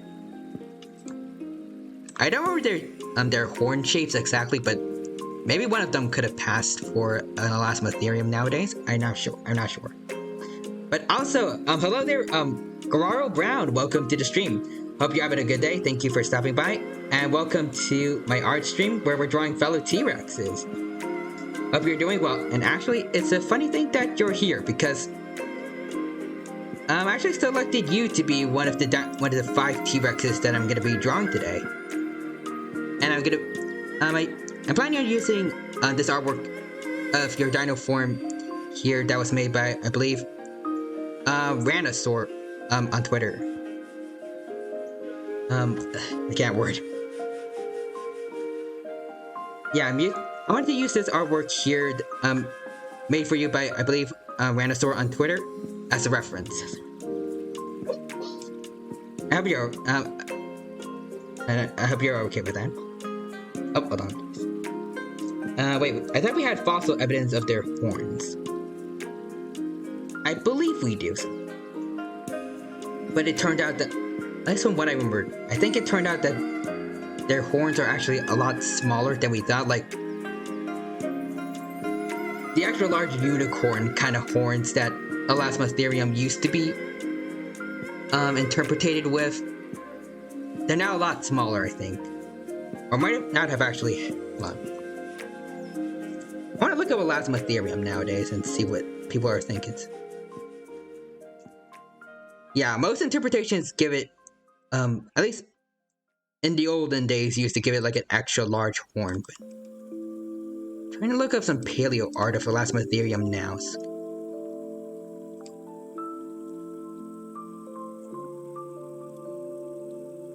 Yes, it's a lot smaller nowadays. I think it's because, I'm not sure, but I think it might have been closely related to some rhinos with smaller horns, like some Asian rhinos that I've heard about. Like, I think it's called like the Sumatin rhino or something like that. I am bad with pronouncing their names. I see. Garfield says, "Oh shit!" I'm like totally fine with that. Okay, that's good to hear, and I'm glad. Alright, I'm glad that you are. Lootmoff says theropods are. Yeah, they are. We are quite awesome. Yes. And Growl Brown says, "I would honestly like more evidence of it." Yeah. Let me see. From what I saw just now. It seems like mainly there's a paper proposing that idea. Let's see, Elasmotherium horn.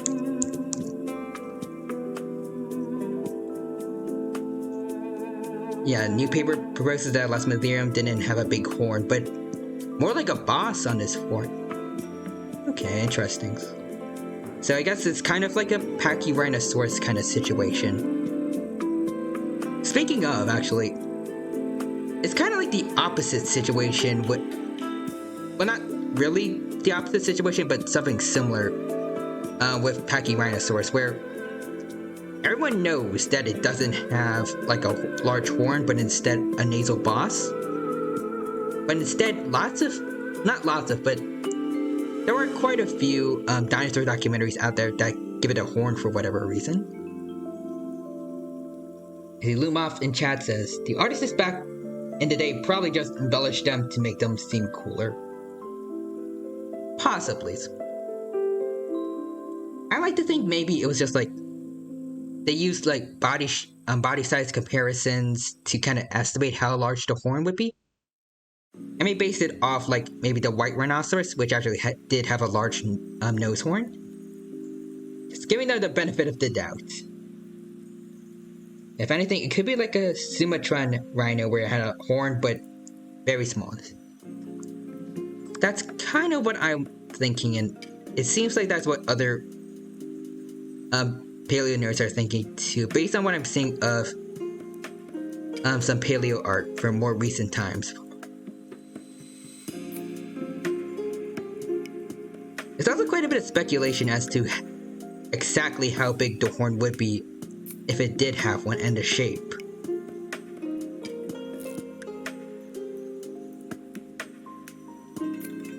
I do kind of miss the old like really large horn elasmotheriums. Just because of how iconic it looks. Just how But it is science. There ain't much we can do about that.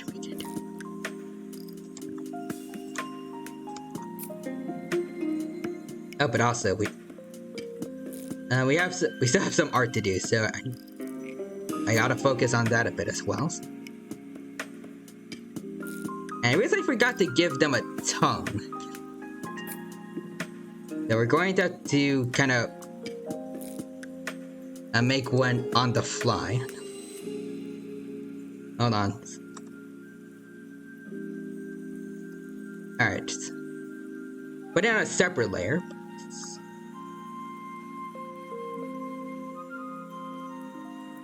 There it goes. Maybe something like this. That'll do. Actually, let me look at some T-Rex paleo art, because I don't know what a T-Rex's tongue actually would have been like. Like, would it be just connected to the bottom of the mouth like, I think, crocodiles? Or could it actually move?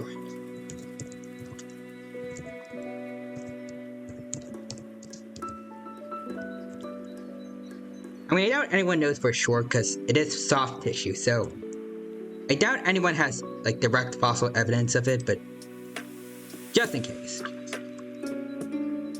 See, I actually saw a very interesting video about the evolution of dino art and paleontology over the centuries. Ooh, I would like to see that, and it's definitely suffice to say that paleo art has definitely changed a lot over the years. Though I do love, but like regardless of the age, I do love how lots of paleo art looks. Even the outdated ones, because they do have their own kind of unique charm to them.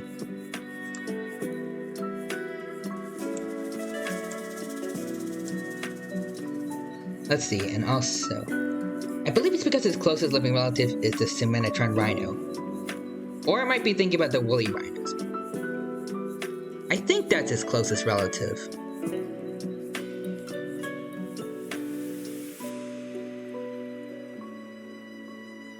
Okay, so from what I'm saying, most people kind of portray T-Rex's tongue as just like sticking close to around like the bottom of the mouth. So I think this should be fine. Actually, hold on, maybe.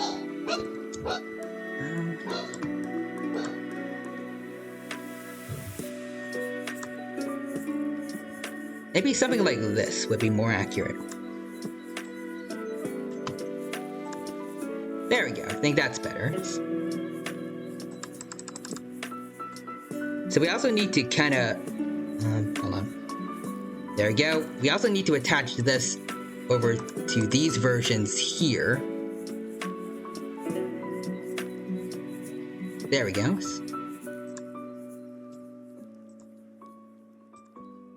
There we go. So now our bases have a tongue. There we go. So connect these. And now we can get back to coloring. Oh, that's not what I wanted to do. Put another layer over here. And while I'm coloring, I want to come up with some more small talk. Like, I kind of enjoy talking about like prehistoric animals with you guys right now. Trying to think of what though.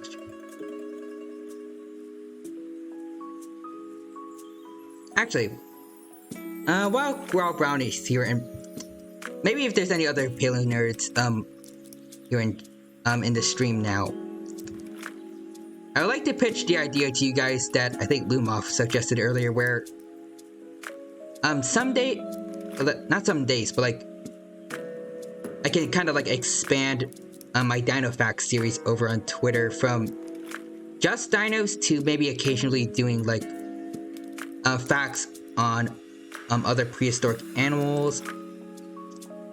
And also another idea that I had of making them about certain dinosaur theories, like I can do a fact about pack hunting, and also raptor restraints and other just kind of concepts like that.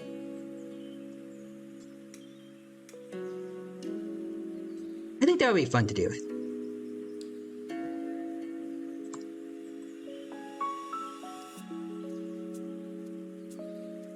Maybe I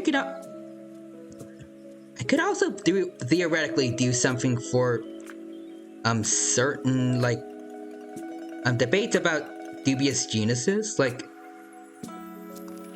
if Nanotyrannus is real or not, and save my own opinion on it, which I don't think, personally, I don't think it's real. Or maybe whether or not I think Triceratops and Torosaurus are the same genus. I don't think they are. And maybe stuff like that.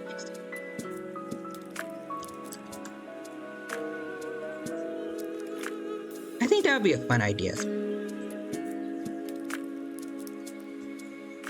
Let's see, I'm definitely down for seeing that, and it gives it a bit more variety. Alright. Maybe like some days I can do like polls to see what some people might want. I think that'd be interesting. Alright. So now we have... Anyways, we have Red Claw's full coloring done. Alright, so there we go. I kind of like how it turned out in the end for Red Claws. It looks pretty good. Wait, actually, hold on. Nope. Hold on. I'm going to get rid of all these layers. I'll keep them around just in case and merge some copies of them in case I ever want to change anything in the future. I gotta be prepared for anything. And then I'll do this. Add a bit of, I guess.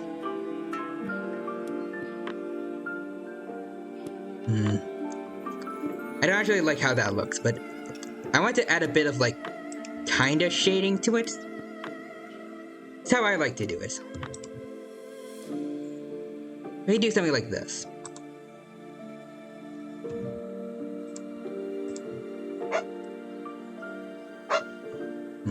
Hold on.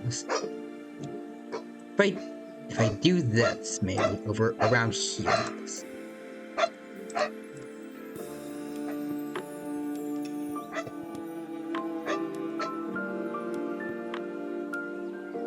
This is kind of how I do shading normally, because I don't know. I'm not typically the best with. I can't word, but I'm not the best with knowing like where shading should go, so I normally just do something like this and kind of just go with what looks the best. Right now, I think I like how this is going. So around like the bottom of the jaw.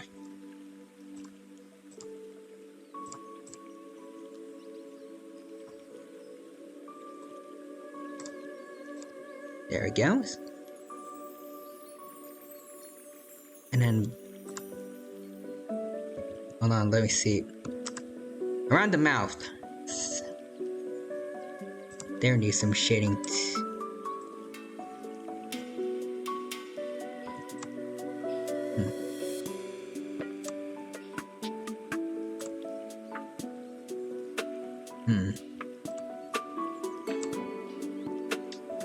Alright, hold on.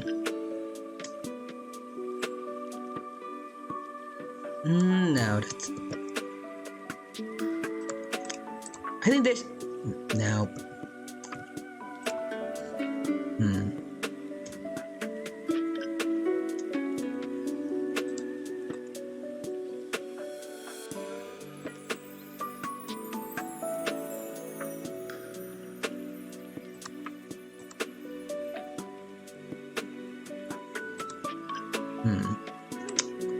I'm trying to think of what to do here.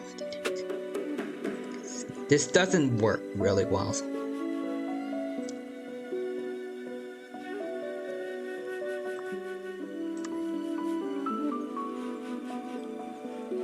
Okay, I'll do this. Let's see. Definitely gotta be darker around here, like in the back. And then I'll use blur to make it look a little bit better. Okay. It kind of makes the teeth look like they're glowing. But I don't mind. That looks kind of cool. Alright, I'll make it a bit lighter. Alright, but I think that's pretty much Red Claw. Yeah, that. For the most part, I'd say that's Red Claw's Pog emote, I guess, completed. So on to the next T-Rex. And I realized, hold on. I spent about 2 hours working on that. Okay. So let's mosey on over to the next one. So over here, I don't know his name exactly, but if you go into Twitter, and I'll do it with you guys just to make sure it's right. Hold on. It's @_T-Rex Dinosaurs, I think it's, hold on. I had it somewhere. Hold on. T-Rex VTubers? Okay, it's @T_Rex Dinosaurs. That's who this guy is. I don't know what language his name is in, but I don't know how to pronounce it. I don't.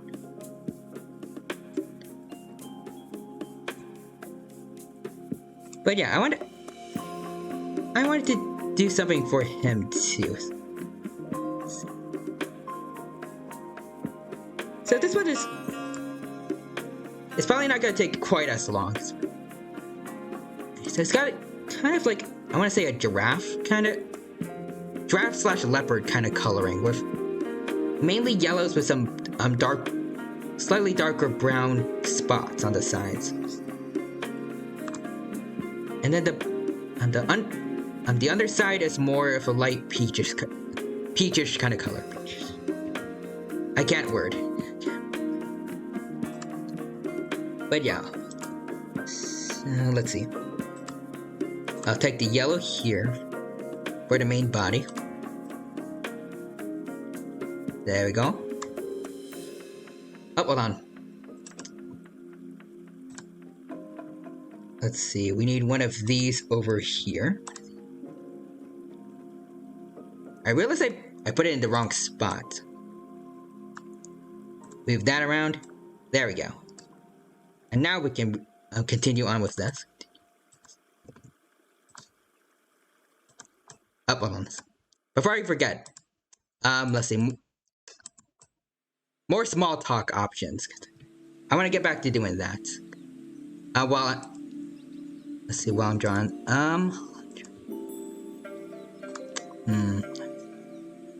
Let me think.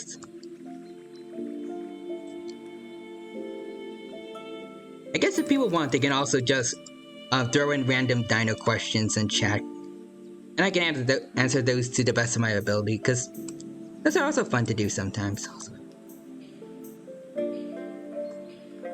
Let's see right now. I know other streamers, normally for small talk, they'll tell random stories that they have about their lives, but I don't know if I have anything too particularly interesting to talk about.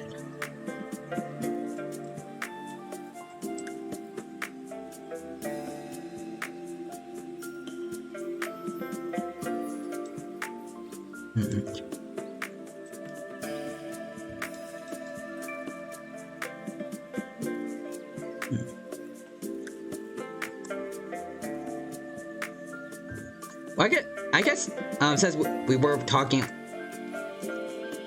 can't word, but since we were talking about prehistoric animals a lot, I guess this kind of fits. So I think, I don't know what age I was at, but I think I might have like around 4th grade or something like that. And my class took a field trip to go down to the Chesapeake Bay, so we could learn about like all the wildlife there. And also, they said if you're lucky, you might be able to find like a fossilized shark teeth. So that was one of the main things I was hoping to get to do while I was on that field trip. At one point, they also let us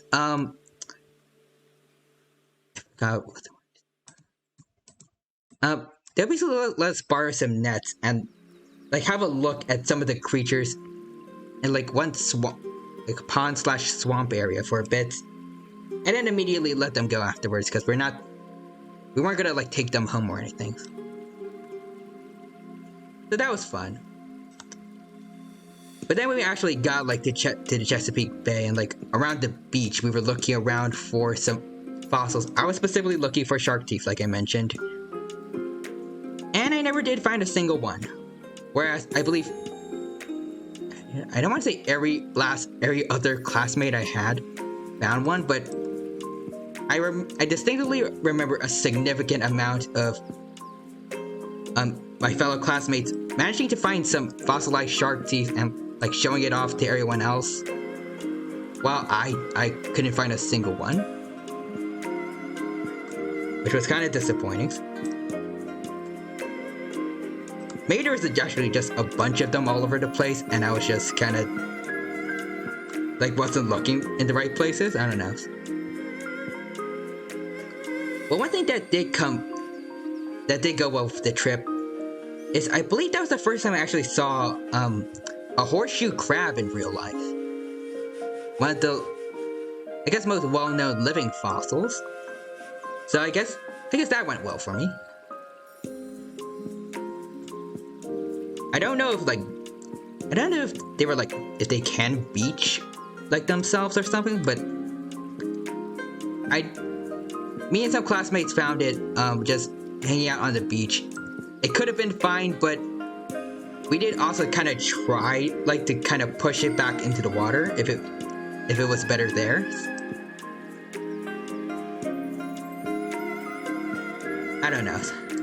The memories are kind of hazy, but overall that was a fun day.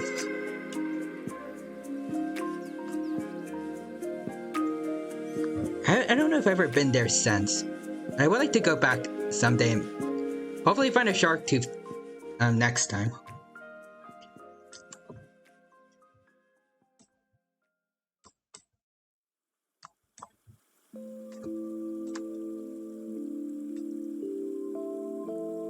I'm trying to think of other stories now.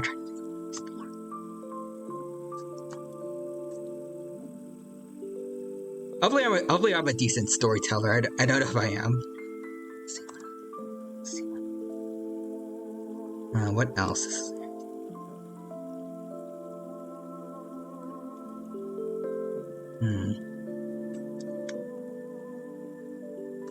Don't know.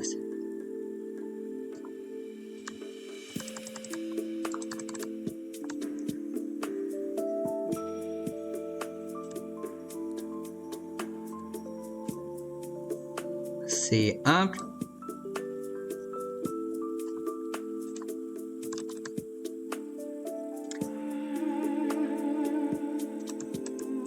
Yeah, I can't think of any particularly interesting stories or too many small talk kind of topics right now.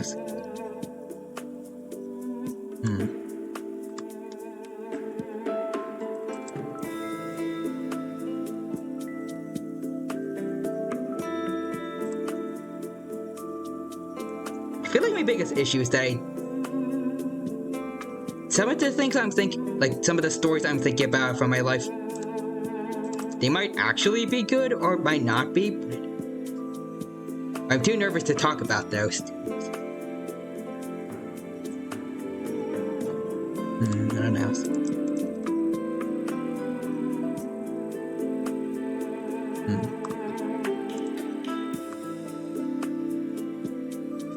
I know, I just want to like minimize the amount of silence while I'm trying to draw. keep interacting with you guys while I'm doing this.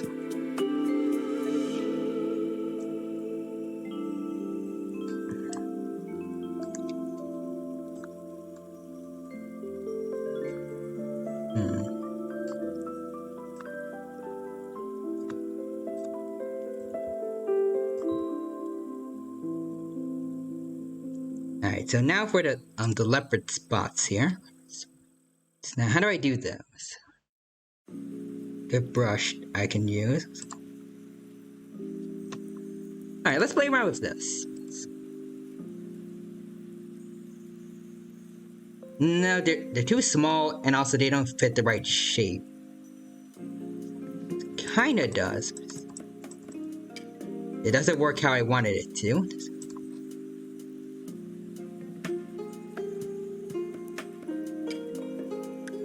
Alright, in that case, I'll just draw them myself.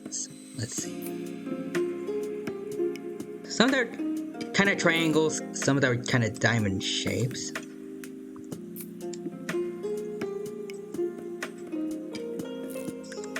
Alright. I'll do some stuff like this.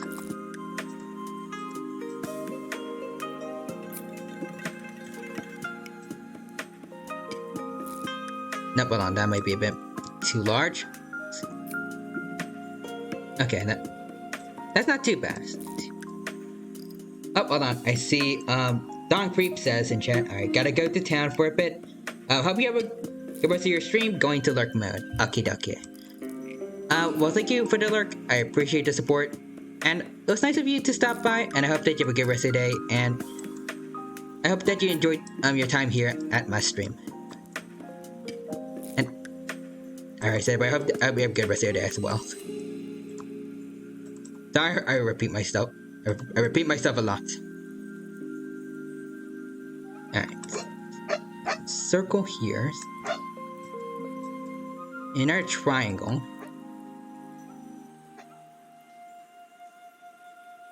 Kinda tempted to give him a hat now. But I am trying to go like for primarily their just like their regular dino forms. And not something too far out.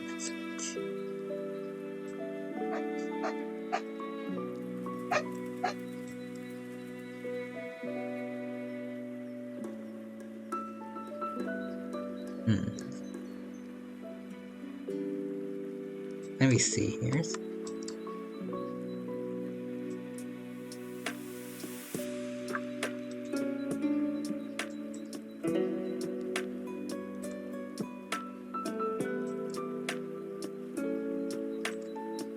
Alright, there we go. And I think I'll add a bit of Gaussian blur to make it fit in a little bit better. Okay, maybe lessen a bit on the Gaussian blur. I think that should be good. Yeah, so it's more not noticeable. It doesn't mix too well with. It doesn't mix too much with the rest of the coloring. And I'll borrow the colors I already had for Red Claw's teeth here. Or not, hold on. There we go, there's the coloring for all the teeth. So I gotta reuse that. I think I could, let's see, hold on. What did I do for the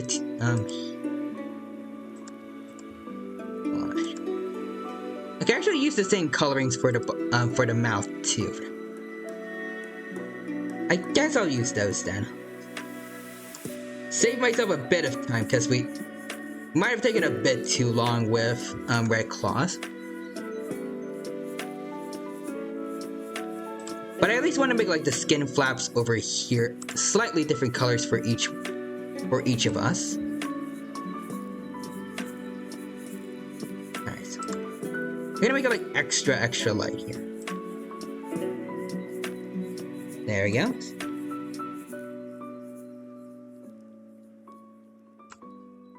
There we go. Perfect. Here too. Nice, nice. And this one was a lot more... Hold on. It's a lot faster to go through.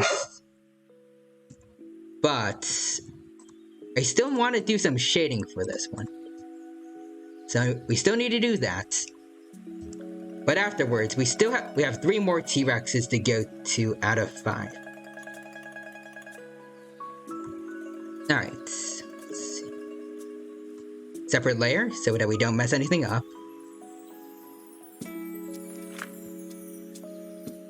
There we go.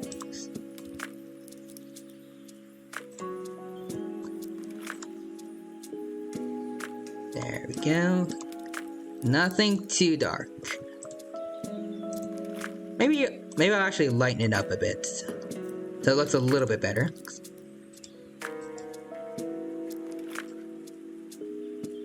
I think that should be good.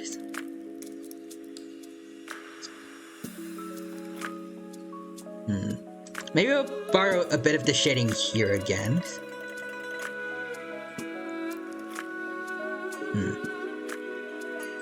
Honestly, like doing a bit more,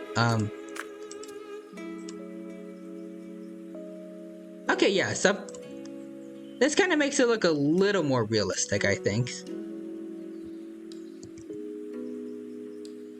Kind of.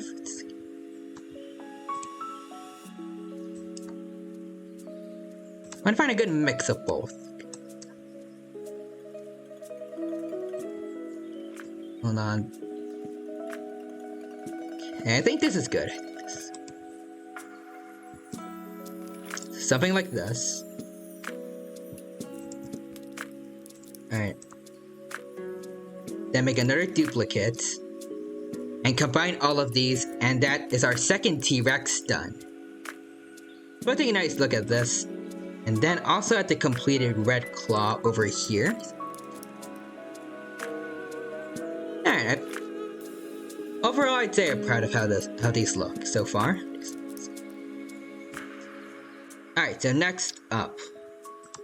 We have Dinah Tyranno over here. Who actually made... Hold on. Let me see. Yeah, Dinah Tyranno. So, it's a fellow Tyranno here, though. Like, someone with the name Tyranno as well. But, also... I remember seeing this on Twitter before. Yeah. One time, on May 21, she said that she might actually be a ceratosaur. I don't know if she means like pro-ceratosaur or something like that, but her Twitter bio says that she's a T-Rex, though. So I'll go with that. We'll see. At the very least, I'll draw her as a T-Rex here. Alright. So let's see. Going off the general look of her design. She's also a feathered T-Rex from what I see. And not only that, but she also has some horns around here. So I might want to add those on like the sides. And some feathers, some head feathers here. And I'll use the patterns on her tail for the rest of the skin patterns. That is the idea. I like the kind of Yoshi egg pouch she's got there. Alright, so let's begin. First, we need to make the new attachments of ears. So she needs head feathers, and then we'll draw horns on top of those.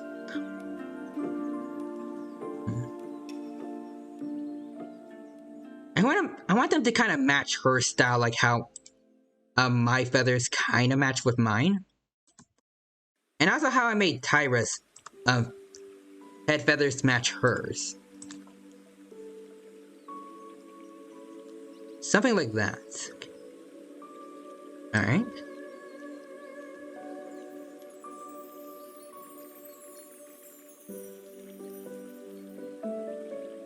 I don't know why, but this hairstyle, like how I drew it, it reminds me of Princess Peach for some reason. Princess Peach.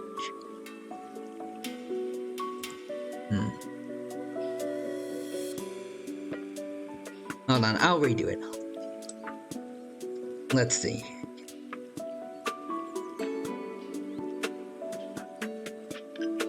Yeah, let's do a bit of a more wild kind of look. Because she's a fellow T-Rex. Alright. I think this works. So next, I'll do this. Because I liked how it looked with Red Claw's feathers. So I'll use this for hers as well. Go.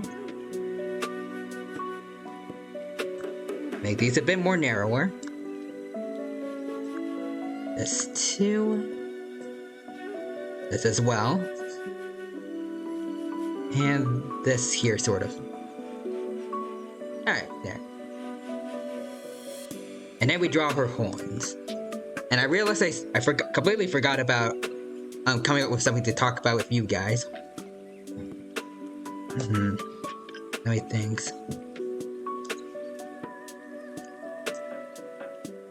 How do you have more any dino-specific things to talk about?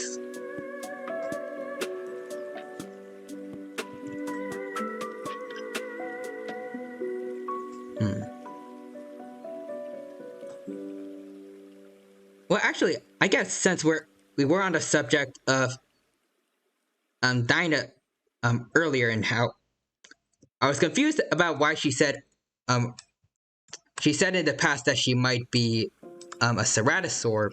And I said maybe she means like a Proceratosaurus, because despite the name, Proceratosaurs are actually not closely related to Ceratosaurus, but are instead early Tyrannosauroids.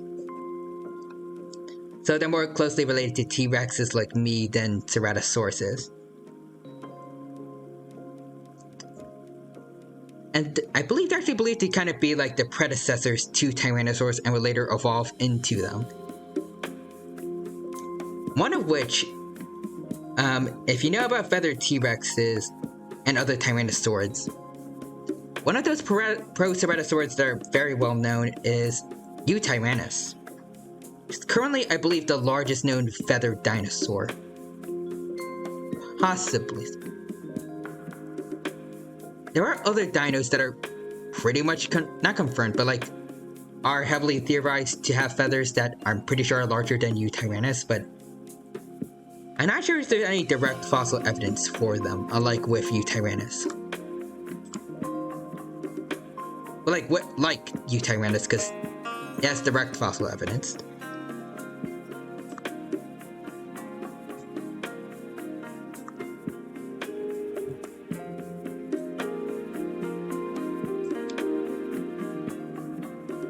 Alright, but yeah, let's see. So here it has two smaller horns here on the sides, plus two prominent larger ones. Okay, I think this looks good. Let's see, Alright, I think I am satisfied with this. Let's see. So this is the hair. So we only need to get rid of it for here, because it's overlapping with one of the horns.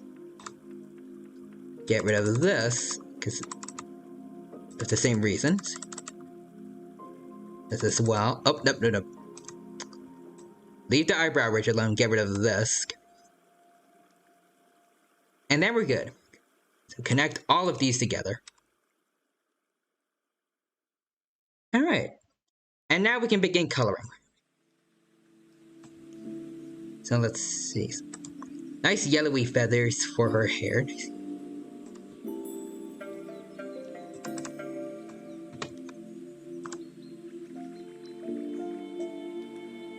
Alright. Still trying to think of like small talk to have with you guys, because trying to think of something, 'cause I want to keep interacting with you guys while I'm drawing here. Like I said earlier, I don't want it to just be silenced, like while I'm drawing. I want to kind of clear out like any awkward silences as much as I can. Let's see.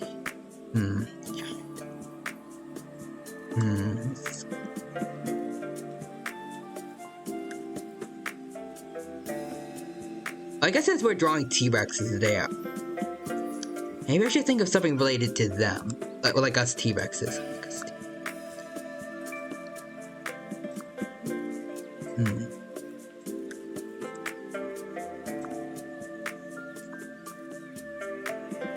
I don't know if anyone wants to like talk about like the feathery, scaly kind of debate for T-Rexes.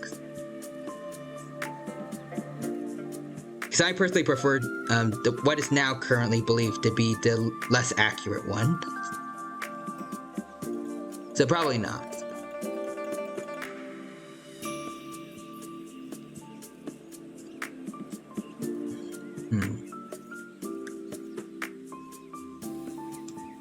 I don't know.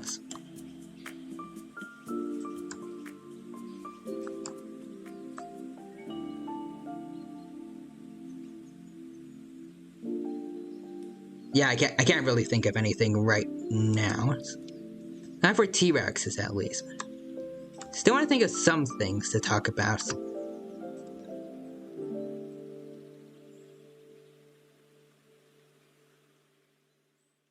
Trying to think like some very obscure.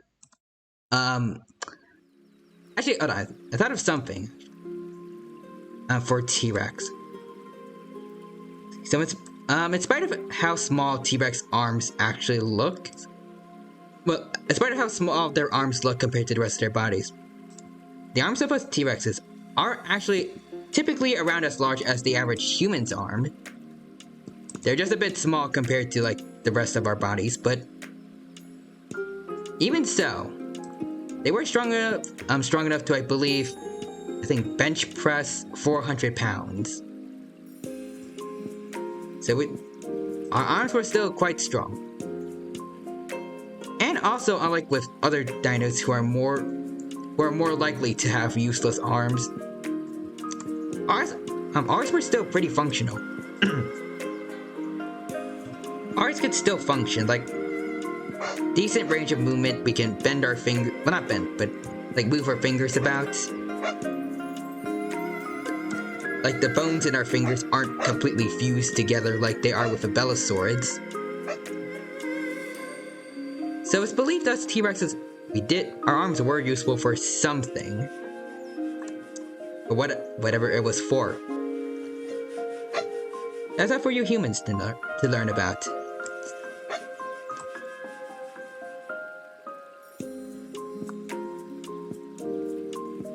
And also speaking of I guess, like on a similar note, T-Rex brains are also often thought to be pretty small, but we did actually have some of the largest brains of any dinosaur relative to its size. So like compared to how big we are, our brain is generally fairly large compared to us than that's the case for other dinos. So we're at least above average in intelligence. We're smarter than a stego at least. Or like maybe a Spinosaurus, I don't know. I don't think people do much. There's not enough studies on like the intelligence of Spinosaurids. Or like their brain cases to know for sure.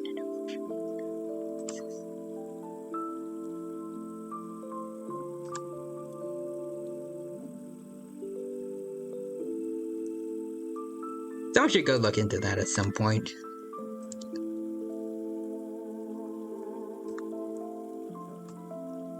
Anyways, now it's time to draw Diana's horns. Well, not draw, but like color in her horns. So I'll do that. I don't know if they have a specific pattern to them or not, because it's too blurry to see.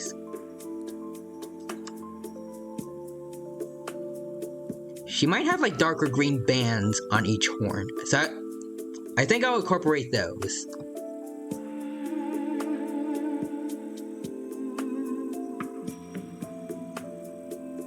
Alright, here we go.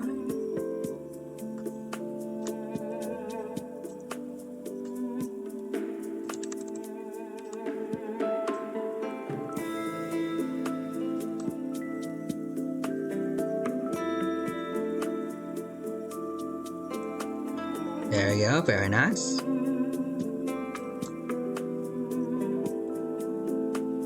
And I'm trying to think more stuff to talk about.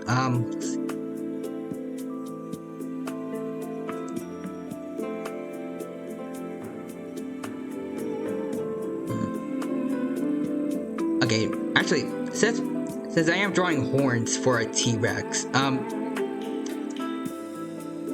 I guess I could talk about a Tyrannosaurus who actually did have horns in real life called, let's see, Alioramas. Well, sort of horns. It has like sharp ridges on its snout that some consider to be horns. I'm not sure if they actually are or not. But it is one of their most distinguishing traits.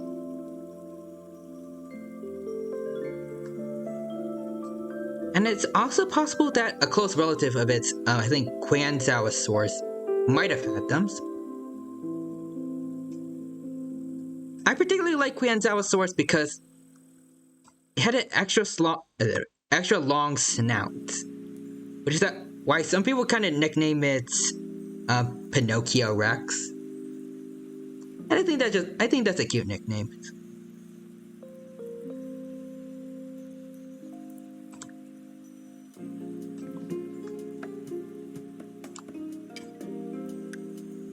I think they might be the only two members of one particular family in the Tyrannosaurus. Like one subfamily called Aliosaurinae or something like that. I don't know the exact pronunciation.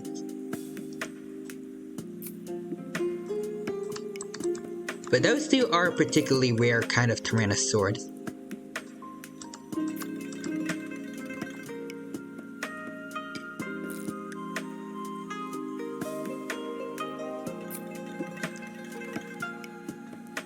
And another, let's see, another thing.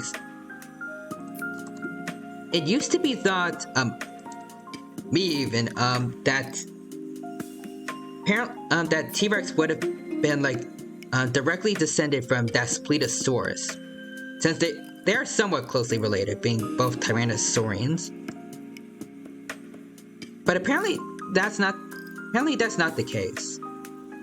I especially thought that was right because one of my favorite dinosaur documentaries of all time, Dinosaur Planet, did use that theory, but apparently nowadays it's instead believed that since T-Rex has much closer relatives like Tarbosaurus and Zhucheng Tyrannus in Asia, it's thought that the Tyrannosaurus from North America like Daspletosaurus, Abellosaurus, Albertosaurus, and like Gorgosaurus, they descended from Tyrannosaurus that entered North America way earlier, but T-Rex itself didn't descend from them, but it was another Tyrannosaur that instead stayed in Asia, evolved alongside the other more stronger,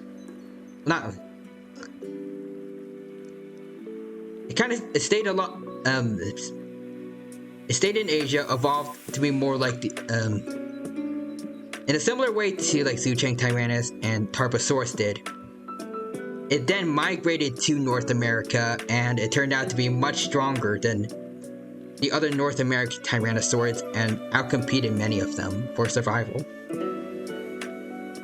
So in a sense, us Tyrannosaurs kind of took over North America twice from the local predators.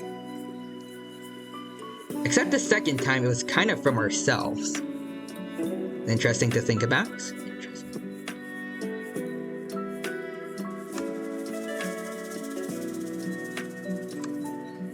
And trying to think of something else.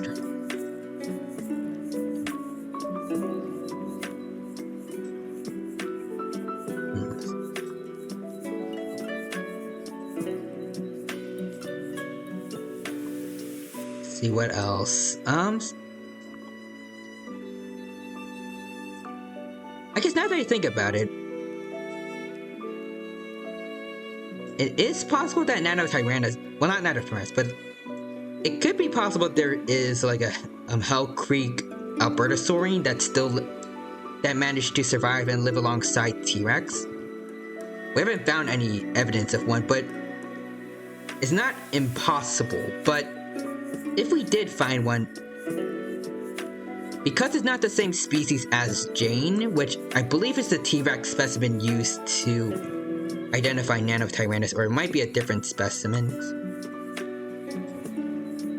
I feel like they wouldn't be able to use the name Nanotyrannos, but they'd have to come up with their own name. It could probably be like a homage to Nanotyrannos, like how recently, I think, one of the new 3 proposed Tyrannosaurus species, Tyrannosaurus Imperator, is based off an old name for T-Rex called Dynamasaurus imperiosus, which I based my last name on.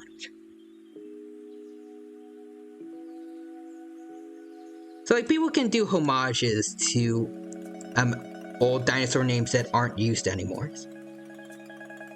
Like if they do find a Belosaurine in Hell Creek, they could call it like Nanotyrannosaurus instead of Nanotyrannus. But they have to find one first. And we don't even know for sure if there is one. It's just speculation.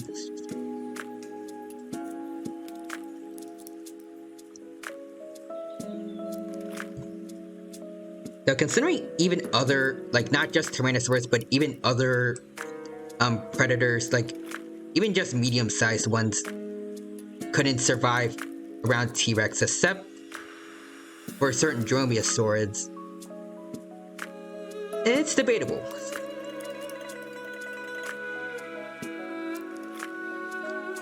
I believe there's another Tyrannosaurid called... Yeah, there's another one called Dryptosaurus, which did live at the same time as T-Rex, but I think they would live like in different areas though. So I don't think we would have ever met. But possibly.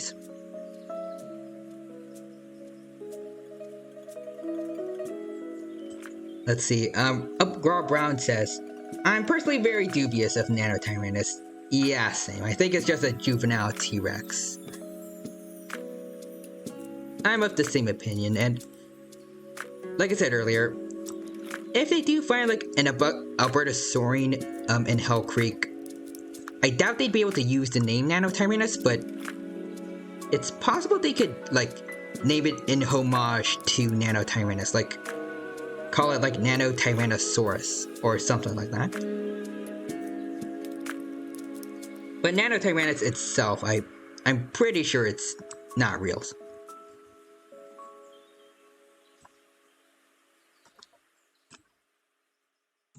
That's probably one of the only theories about dinosaurs being just growth stages of the other that Jack Horner got right.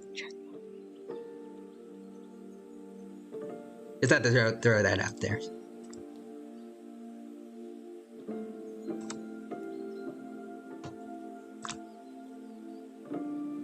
Let's see, however, I am in the crazy camp that think Dracorex is a different species from the Pachyes. I mean, I'll be honest, I'm kinda in that crazy camp too, not gonna lie. I personally think that Dracorex and Stygimoloch are distinct from Pachycephalosaurus based on the shapes of their heads. Like, none of their head domes look like they would grow into what Pachycephalosaurus' head dome looks like. It just doesn't look right to me. I will say though that Dracorex, from what I know, it looks like it could end up developing into a Stygimoloch. And it could very well, in my opinion, be a juvenile Stygimoloch. But Stygimoloch isn't a juvenile Pachycephalosaurus as far as I know.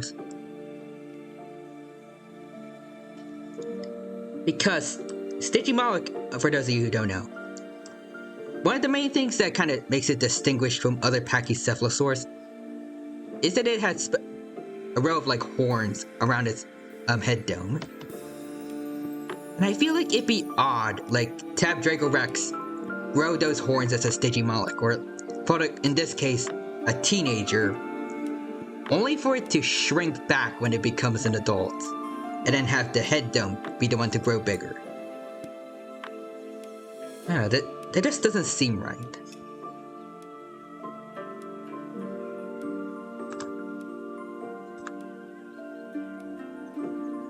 I mean, it's not as I wouldn't say it's as implausible as Triceratops's frill managing to grow into what Torosaurus has.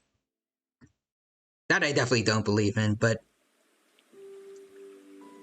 for the most part, I still want to say the Pachycephalosaurs, for the most part, are distinct from each other, with the possible idea of Dracorex being a subadult Stygimoloch. But Stygimoloch and Pachy, in my opinion, they should remain separated for the time being. At least until more evidence arrives. I think Saurian, though, they did go with that idea and have Dracorex and Stygi kind of just be age growth stages. And I don't mind that. At the end of the day, it's all speculation, and any one of us can be wrong. And we won't know for sure until we get more evidence, but as it stands, I'm for Stygimoloch being distinct, and kind of for Dracorex being distinct / not being a juvie Pachycephalosaurus, but instead a juvie Stygimoloch. And I'm not even going to go into the can of worms of every Asian Pachycephalosaur that are sometimes considered to be part of Prenocephaly. Because I feel like I remember doing research and seeing a lot of that.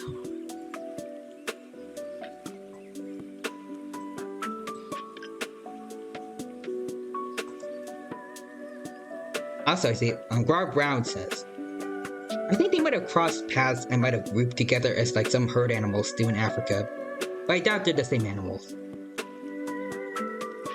That would be interesting to see, like all those Pachycephalosaurs hanging around together, like I believe, like connecting it to your metaphor, I believe wildebeest and zebras do that. And it's possible they're not the same animal, but again, we need more fossil evidence to know for sure.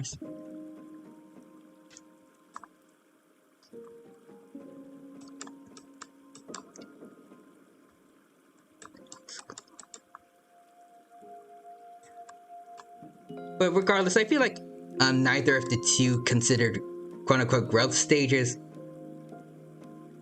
they don't look similar enough to Pachy for me to know for sure it's one, but at the same time, some dinosaurs are supposed to look very different from their parents. But I don't think it should be to that extent. Like with young T-Rexes being thinner and then starting to kind of bulk up as they become a teenager and become a T-Rex. Like a fully grown, fully fledged muscular T-Rex. You can kind of see it, but with Dracorex and Stygi to Pachycephalosaurus, I personally don't. And back to what I said earlier about Triceratops and Torosaurus. Their frill shapes are just way too different from each other for me to say they could be closely... Well, they can be the same species. They're definitely closely related. They're both ceratopsians, but I highly doubt they're the same species.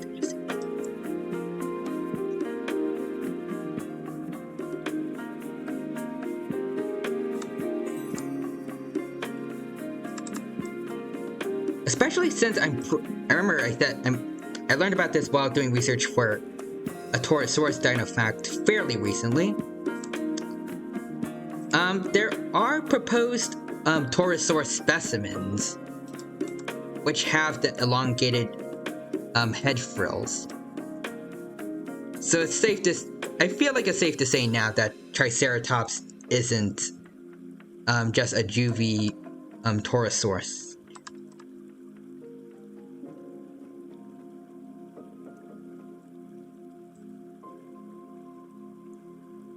And on that note, I feel like it would be interesting to kind of see those two ceratopsians in particular coexist with each other.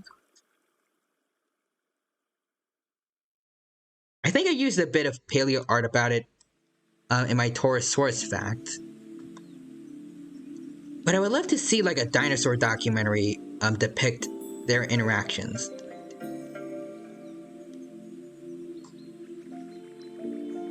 I also think Eyebrow Brown says, I've also seen research that says that Tarbosaurus is a T-Rex, which I think is laughable. Agreed. Because I think Tarbo is older than T-Rex. Let me see it. I don't think it... It might be slightly older. But not significantly so, because if I remember correctly, it did at least live like 66 million years ago, which is like at the very end of the time of the dinos. Oh, which would have been the same time T-Rex was alive. I'd imagine it'd be slightly older though.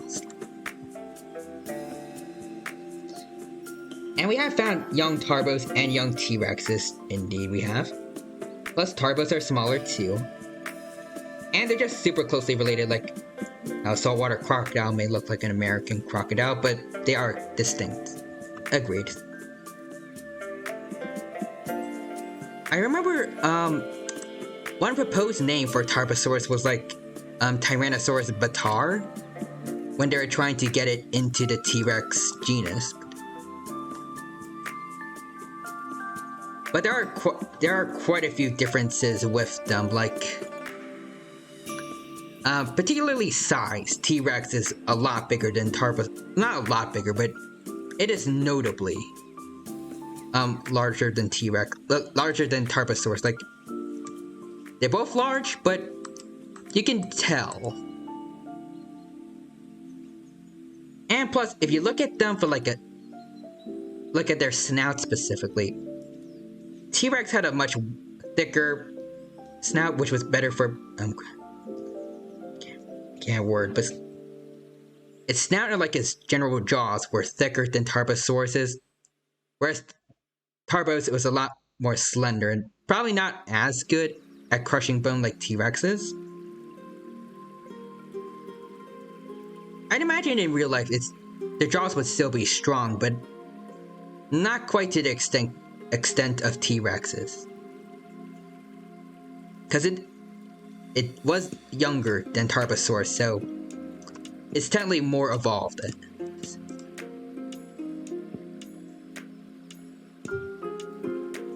And also I see Nitro Dynamite says, you mean an American alligator?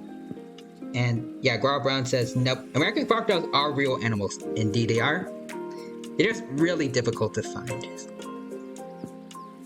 Yep, American crocodiles are indeed real, and they do live alongside American alligators in some areas, like I think it's called the Florida Keys, where they both live, like where they both coexist.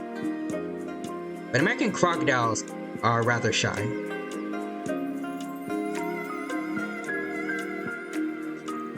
It's not impossible to see them together though.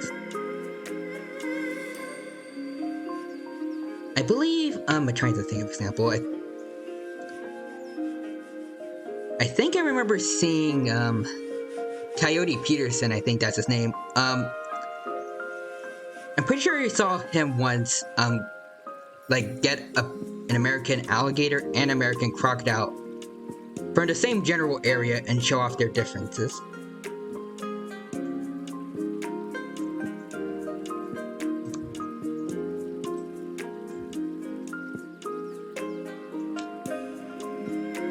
Alright, so our pattern is like this.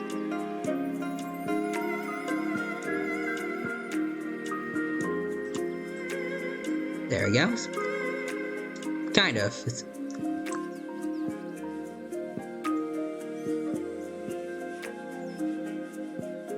Hold on, let me change it up a tiny bit.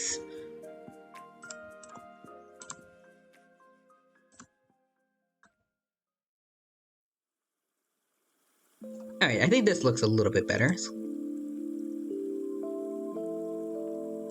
There we go.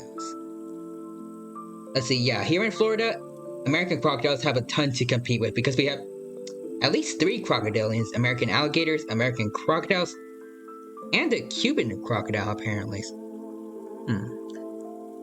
Interesting.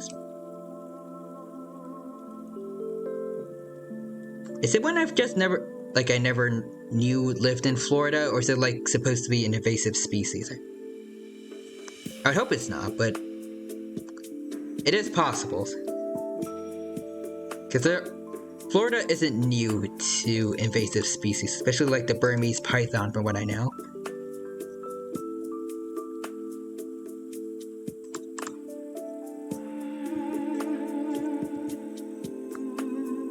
I know for a fact that they in particular, they're a bit much in the Florida ecosystem. I don't know if spectacled caimans have been seen there too. I think I've heard of something like that. I might be wrong though.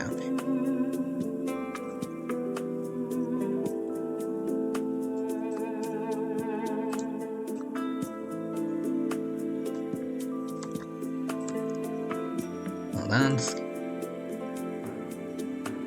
Get rid of all this here.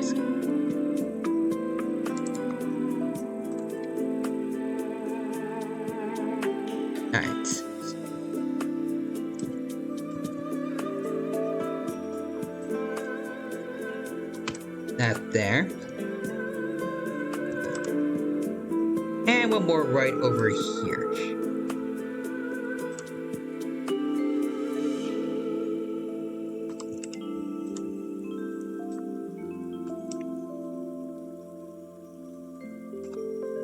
Let's see, the Cuban crocs? Oh no, you can see them from time to time since Cuba's a stone throws away from Florida. Ah, okay, that's good.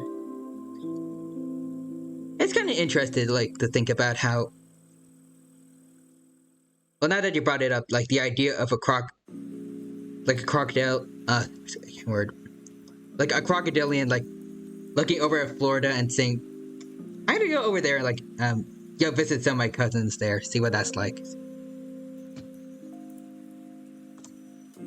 I would like to see someone make a comic about that.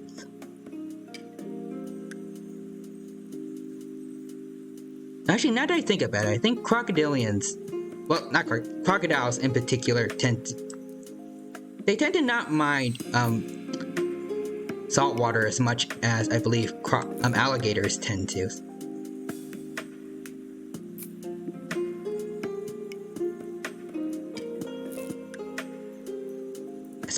I think especially saltwater well, I mean, given their name, but I think they actually spend a bit of time swimming around in the ocean, though I might be wrong on that.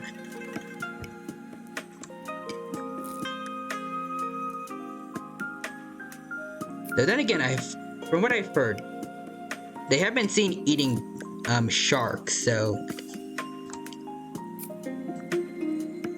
it is possible they might be going out to sea to like hunt for prey like that.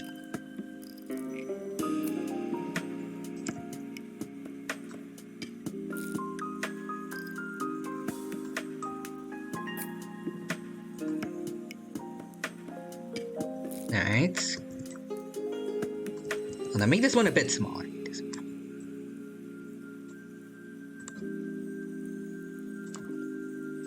And there's a little bit here that's kind of sticking out. Get rid of that.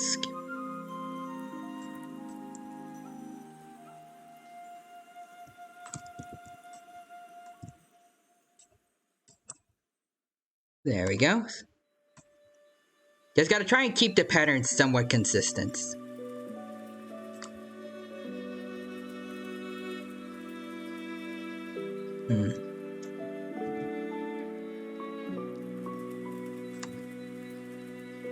Alright. Go. Actually, over here. I need to draw something new for this one here.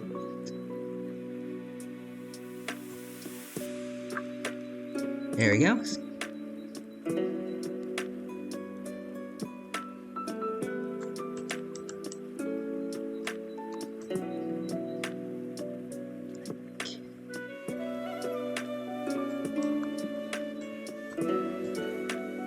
Let's see. It's pretty cool to see, but the pythons are a big problem, yeah, since... Oh, there's now hybrids of the two invasive python species. Alright. That is not good. And apparently there's also the tengus. Which do poach gator and croc nests, unfortunately.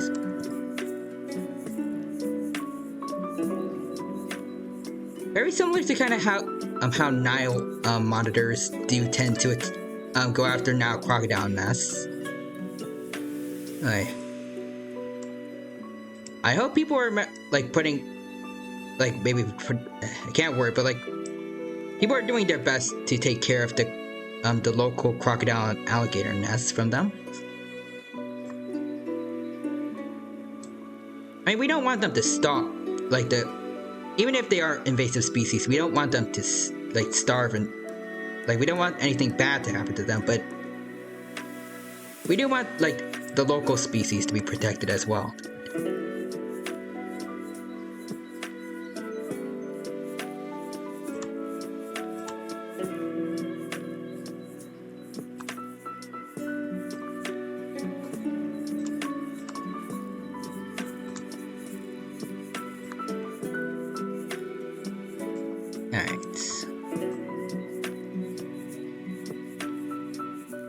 I see that it's 8 o'clock, but I did promise everyone that I was going to draw T-Rexes today, and we still have 2 more to go, so I'm not going to stop until I'm done.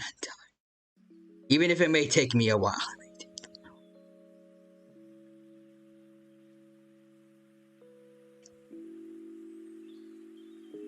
Alright, so let's keep on going.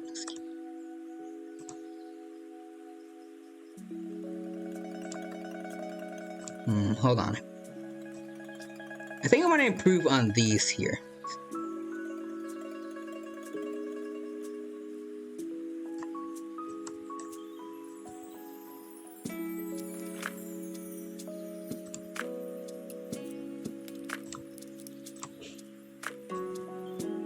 Alright.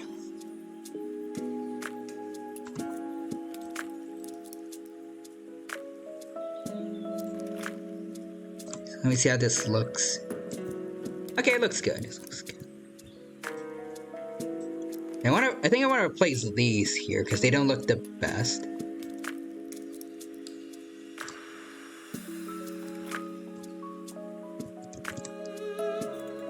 There we go. A little bit better. Let's see. Yeah, we are. And Florida has a kill on sight law where if you see. Oh.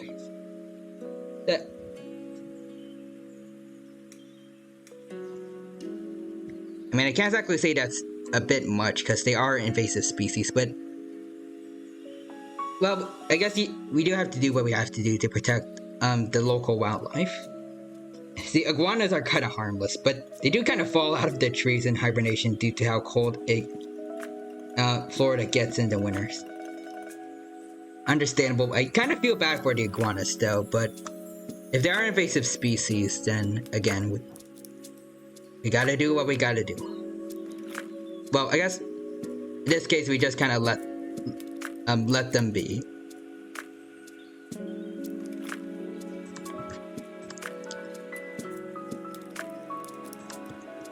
Can't exactly help them out there. Yes.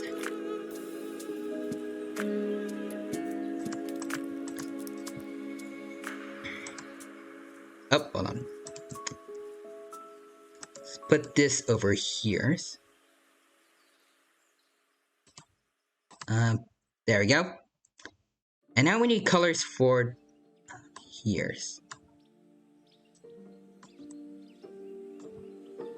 Alright, I think this will look good.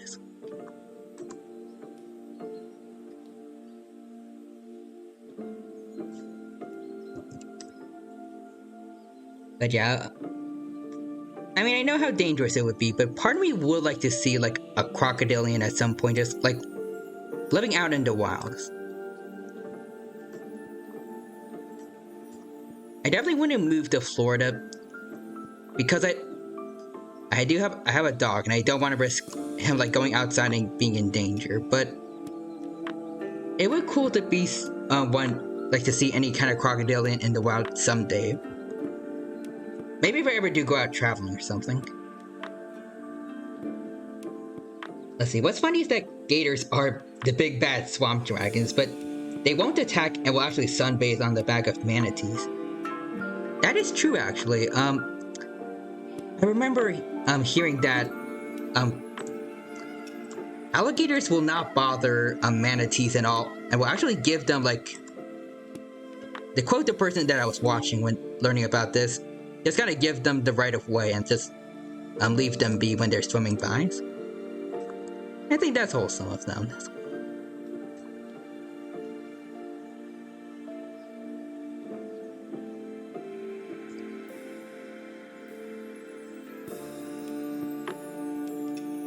They're adorable creatures, I gotta say. Like the manatees.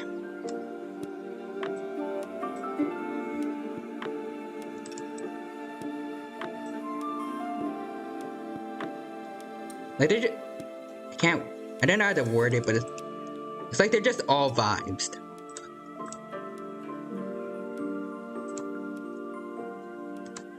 I remember talking about earlier about like with Loot Moth about how sometimes carnivores will eat plants and herbivores will eat meat when needed, but in the ocean it tends to be more like kind of heavy on one particular diet. I really could never see them.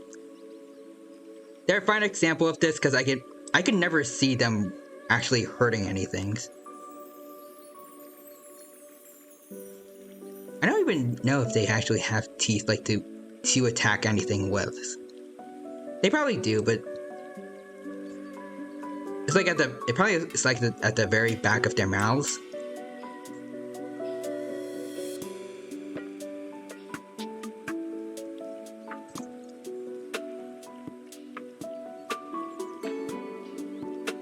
Also, I just realized, Dinah also has, she has red feathers as well as red, osteoderms, along her backs. Well, at least her tails. I think I want to incorporate some of those, actually, into my design for hers. Hold on. So first, the red neck feathers for her.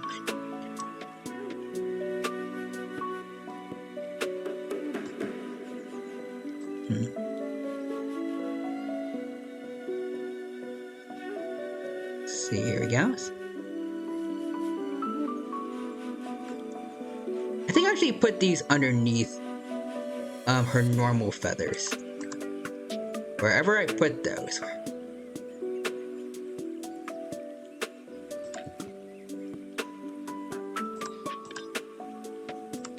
Okay, I'll put that there.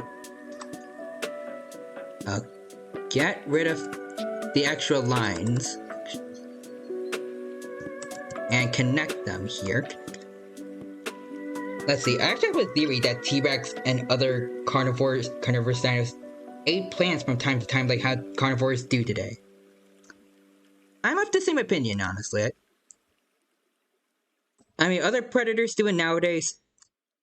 It is reasonable for predators back in the old times to have done that as well. Especially since all animals generally need the same nutrients. So they do have to get it in some way, even if they aren't actively hunting anything.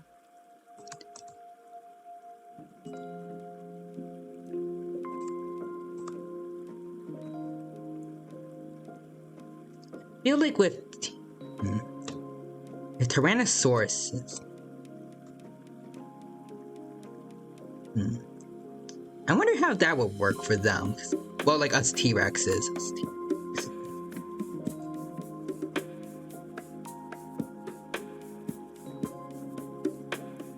I mean, I guess maybe we would just like randomly gnaw on cycads nearby. Like the ones that Triceratops feed on. Like whenever we needed it. Like how lions will sometimes gnaw on like grass. And my dog will too. I notice that a lot, especially when I'm taking him out for walks. Sometimes he'll sniff the grass, and it will do as much as like try nibbling on some of it. Oh, and I see Merciless chat. Merciless Wolf is in chat. How goes it, my dude? I'm doing quite well, thank you for asking, and I hope that you're doing good as well, Merciless Wolf. And oh damn, this music is relaxed indeed. Let's see. It's called The Magic Unfolds, and it's some music from Lofi Girls YouTube channels. It's the main site. It's the main channel I go to whenever I do art streams and stuff. When I need when I need to make my own background music, and like not just rely on like a video game's background music, because they actually allow us to like put them put the music on our streams without having to worry about copyright, which has happened to me before. No copyright strikes, thankfully, but I've had a lot of my well, not a lot of my streams, but a decent amount of my streams in the past like muted in certain areas due to copyright, which isn't the worst thing that can happen, but it is kind of annoying, like, to go through some of my old thoughts and then just notice everything goes to complete silence every now and then. I mean, I would gnaw on trees. It's oddly relaxing. Interesting.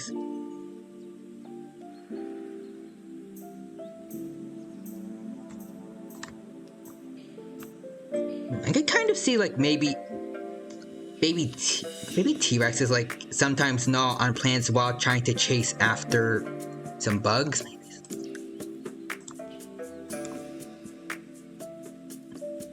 I don't know.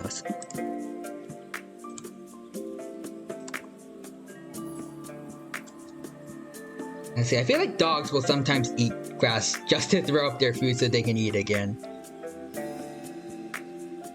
I mean, I don't know about that, but it's possible actually, but in the case of some animals, they do just kind of like carnivores. They will just eat plants because they want to.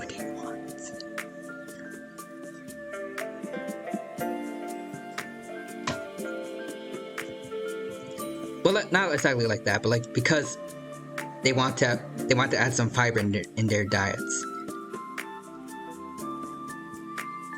Like how some herbivores have been seen eating meat because they need to add some protein in their diets.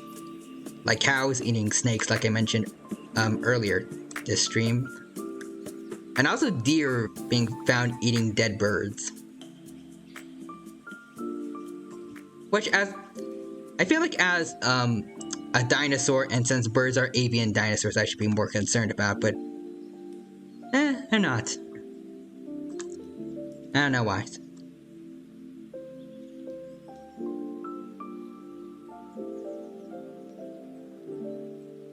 Let's see, I also go to YouTube's music archive. Well, I might go to that I might look around there in the future, but for the most part, I feel like the music selection that Lo-Fi Girl offers, their channel is one of the best places, in my opinion, to go to when you want to look for some music for, like, just background music for your streams. And again, because they did the honor of letting us play them, like, on Twitch streams and such without fear of copyright.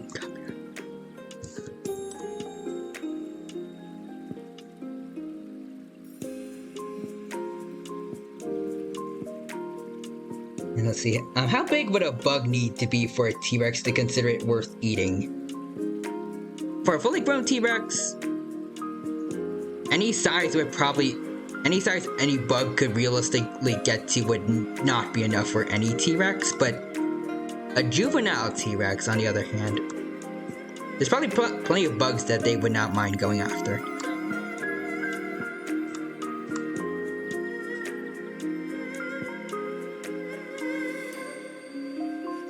And imagine it would be one of the first things that they would learn how to hunt. Unless they might have been like cheetahs, where the parents will occasionally bring back live prey that have been injured for the purpose of teaching their young how to hunt.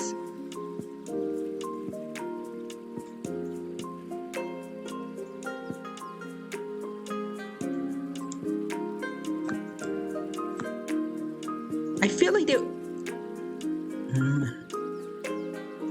in either case, they would, at some point, like, even after learning how to hunt from their parents, they would take any opportunity to learn hunting, including attacking some bugs they find. Let's see, the deer eating dead birds is quite surprising to me. They seem like they don't need to eat much.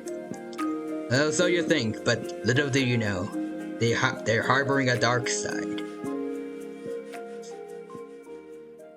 Well, it's not a dark side, really. It's just animals they all need the same nutrients, and they just need to find creative ways to get certain nutrients.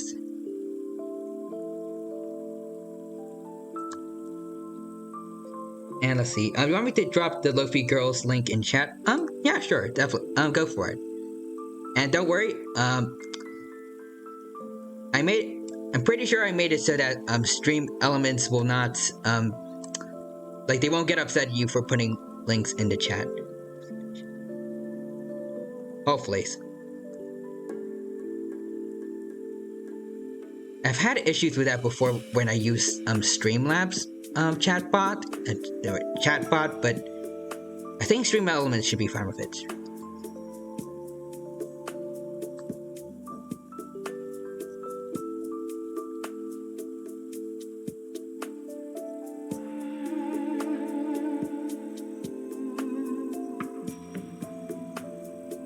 And also, speaking of which, I just want to say, now that I think about it,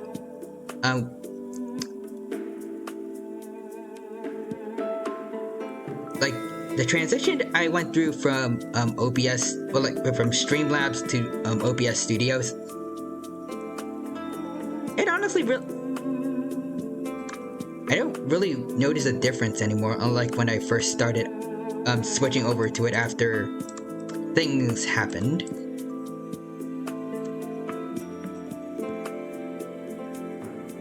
Also, I dare say I might prefer OBS now over Streamlabs if I were given the decision to go back to that one or not. Oh wait, I meant you, but okay, I guess I'll look. Oh, my bad. Sorry. This one, hold on. Let me see it on my phone. Yep, that's the one. And that's the one that I use for my streams.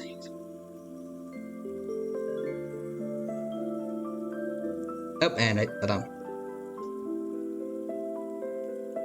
I'm experiencing technical difficulties over on my phone. Okay, there we go. Now everything's back. Okay, everything's back. Alright. But yeah, I think Diana Tyrano is pretty much completed. Now to just add a bit of shading to her.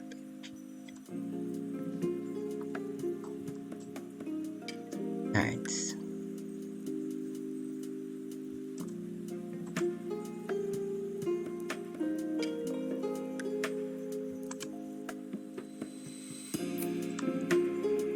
Alright, let's...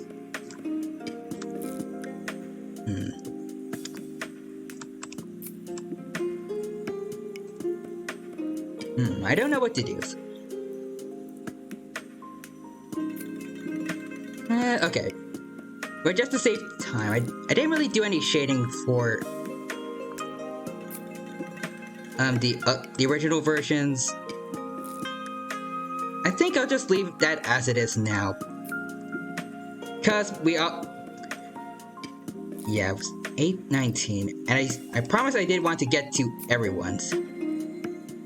So, we need to get through all this. Alright, so next up is Grow Brown. Oh, and I see, Anzu is also in chat. Good morning, Tamino. Good morning, Anzu. Welcome to the stream. Hope that you're doing well. Thank you for stopping by, and it is good to see you here. And I hope that you're doing well. And I see, a bunch of emotes in chat. It's like Purple Fire, I think. I don't know. And I see Merciless Wolf says, OBS and Streamlabs are very similar. Yeah, your GF uses one, and you use the other, and they're pretty much about the same. I see. I did notice also when I first changed that there's not too much of a difference between the two.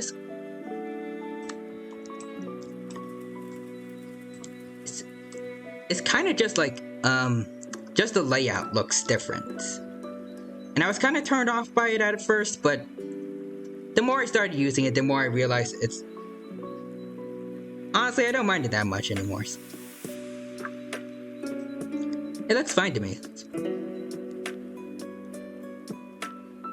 Yep, and I see you just got a few stuff ready, and I think it's cute. Aw, thank you. I'm glad that you like it. And I see Grow Brown is excited. Yep. We're finally drawing you now. So let's see. So 4 main, I guess, prominent head feathers, leading down to some darker colored ones, and then white. Okay, I shall keep that in mind. Nope, I do not want that.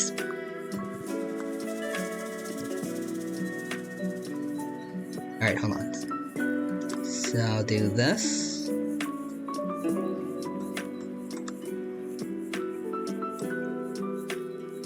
No. That looks a little bit better. No.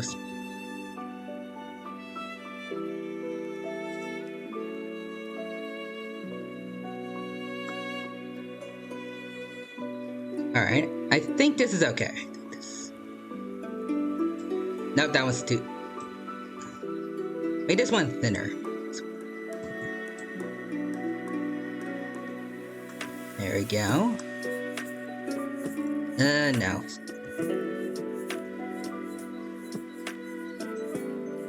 Gotta start by drawing the one in the back first.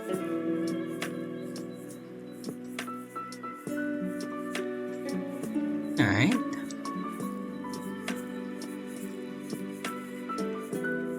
Okay, these look good. So I'm going to select them. And then just try and connect them over to this one over here. There we go. Sort of. Okay. This works. And then I'll erase a bit here.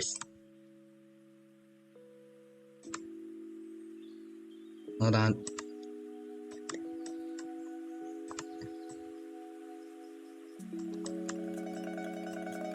Get rid of this here.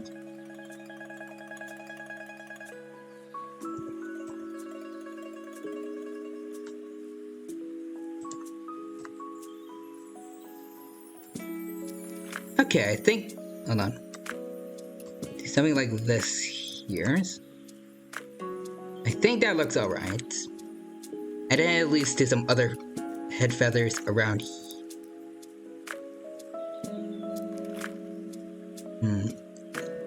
I feel like I need to... It's going too straight up in my opinion. Yes. Go like this, maybe. Maybe face... Make it point a little more to the side.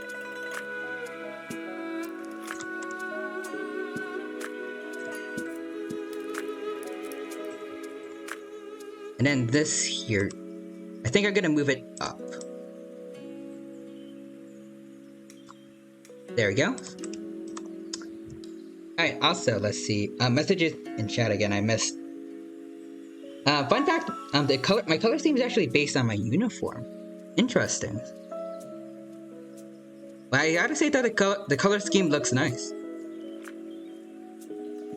And also, so far, the only noticeable difference I noticed is that Streamlabs has a performance mode which helps reduce burden on your PC. And how many drawings have you done today? Let's see. I've done one for Diana's Tyranno. One for... I don't know their exact name, but it's at T-Rex Dinosaurs on Twitter. Right here. And one for Red Claw Draws over here. So now I'm doing Raw Brown, and then I'm doing Ricky Rex over here. And I'm trying not to take too much time with it, well, now, I can't work, but like, I want to give them as much time as I can, but I did also promise I want to get them all done by the end of this stream. But I do need some time to get to replies on Twitter and get the next adventure out.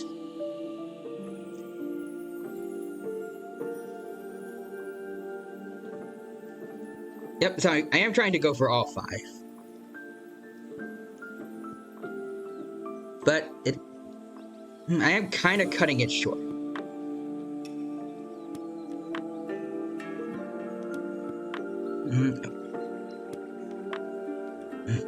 I mean, I've always done them in like batches of 5.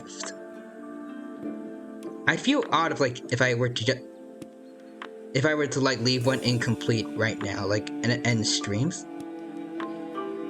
So I don't want to do it just yet. But I'm seeing more messages. Hello, and I say work at your own pace. Well, I guess he meant pace, but yeah. No need to overwork yourself. Overload yourself and overworks.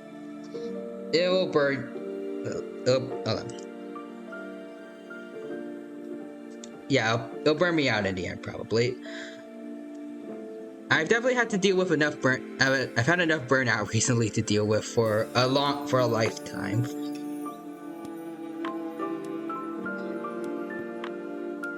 Alright. I want to keep going for a little bit longer, but I think I'll take one more stream to complete these. And I guess on Twitter I'll just show like some of the work in progress ones and maybe some of the completed ones. Oh, and that reminds me, Merciless Wolf says, I have an idea for you for a stream. I am interested. So please, let me know. I am kind of trying to varietize, I guess, my streams. Like, before it used to be just Genshin, Jurassic World Evolution a lot. I want to try, and like today, I'm trying to go back into art streams. And last week, I did a Jurassic Park watch-along. Let's see. You could have a stream where you and chat just spitball, brainstorm some loose ideas for some of your... Ooh. That's actually a good idea. So like... I guess like have something like a writer's room meeting and come up with ideas I can do for adventure. That sounds interesting.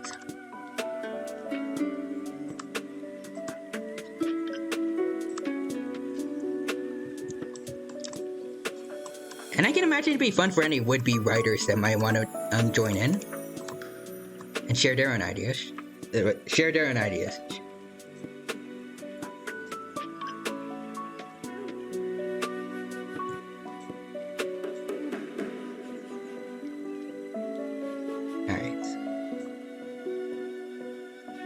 Nope, that doesn't look right. Use a little sharper look.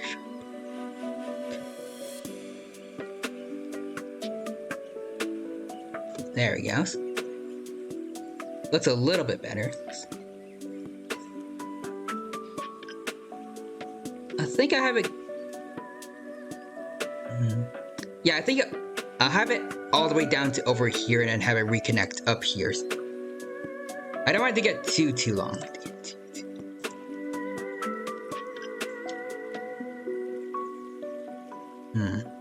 Or maybe it'll look better that way. Let's see. Or to connect it like this. Hold on.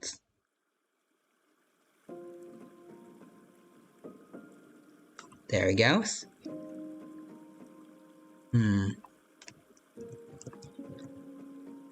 Okay, I think that looks...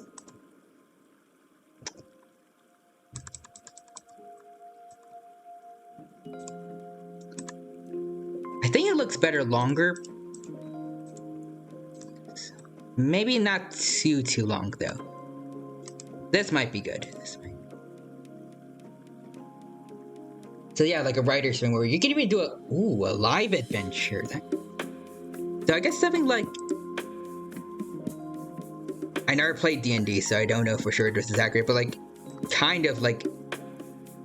something like D&D maybe? With everyone else? I like they can decide my decisions and stuff like that. But learn to take a break even if your dog hates fans.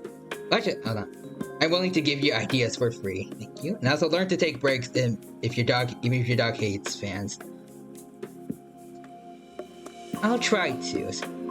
I'm considering taking a break soon, but for right now, I finally got a bit more motivation back than the slump I kind of had a few days ago, and I at least want to try and get that out of my system before I decide to take a break.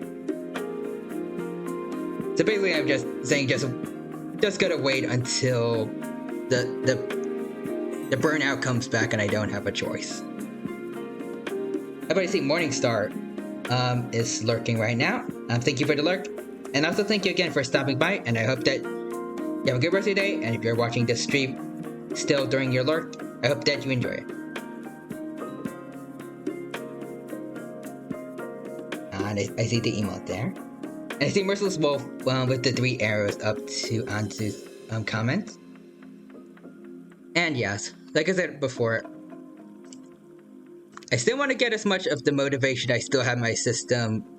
Want to keep it going until I get tired again. And then I shall try to take a break. Because it's probably irresponsible of me, but it's been less than a month since last time I had to take a break, which is a new thing to me because it is the first break I've taken like completely off of Twitter since I first started becoming a VTuber, so I don't know how to feel about that, but still, I probably should take a break every now and then, but still.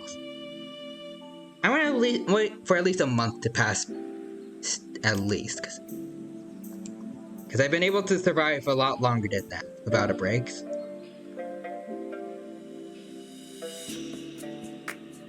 Let's see. I'm watching while traveling to class. I'm good luck in class also. And let's see, yeah, and you could have a guest to respond to their specific adventure. Ooh, that'd be cool. That would be an interesting way to to collab with someone. Have my own adventure with them. Oh, and I see Don. Welcome back, Don. Welcome. Hope that you're doing well, and thank you again. But I can't word, but welcome back. Hope you're still doing well, and that you're enjoying the stream again. Jeepers, I know you're like,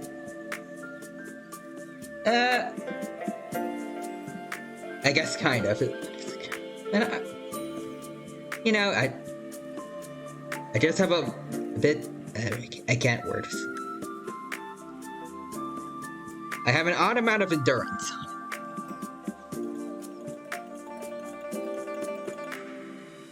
Up, and I see Emotes there for Morning Stars, and Dawn as well. We'll work until they faint. Yeah, I guess that kind of fits me, but I mean,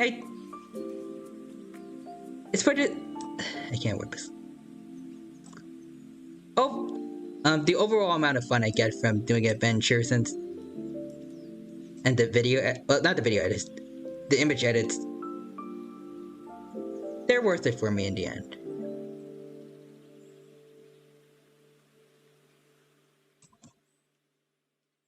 Like, I can't, I'm bad at wording things, but just to summarize it, basically,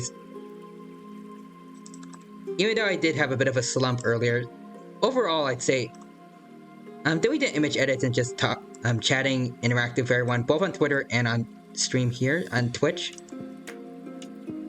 the fun makes up for any amount of stress and how tired I may get from it. And that's how it should be. When it gets to the point that it really it's not the bad outweighs the good, that's when there's an issue.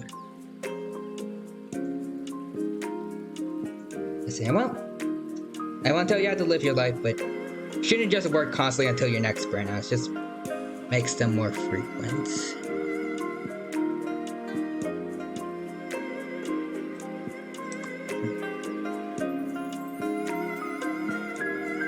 Well, if I remember correctly,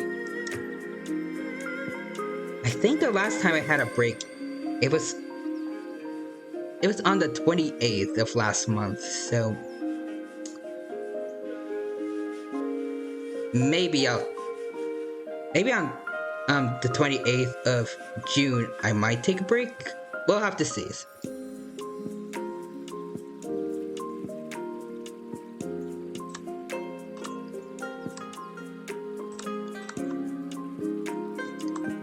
But in the meantime, I do have some energy left, for some content creation, so I want to try to get as much of that out in the meantime.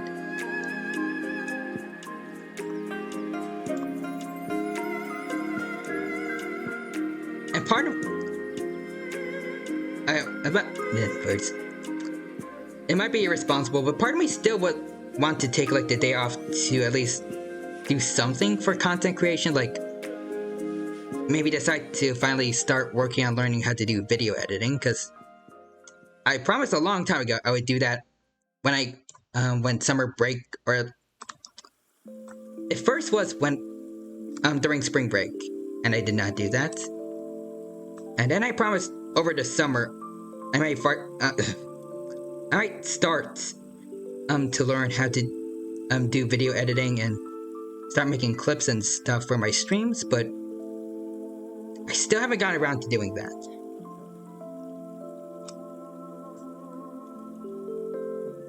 Even if I've learned of a few good video editing softwares, but I don't know if my laptop can, this laptop I have right now, if it can handle that. It's been struggling lately with some of the games I've been playing, plus Krita does crash a little bit on it. I don't want to wear it out too much. What do you think you use for video editing? I remember there's a villain VTuber named it was Knight, who did a video on like how to video edit like just like Hololive and forgot the other group's name, like VShojo, like how to make clips and video edits for like the kind you see for clips for them, stuff like that. I forgot the name of the actual software, but from what I saw of their tutorial,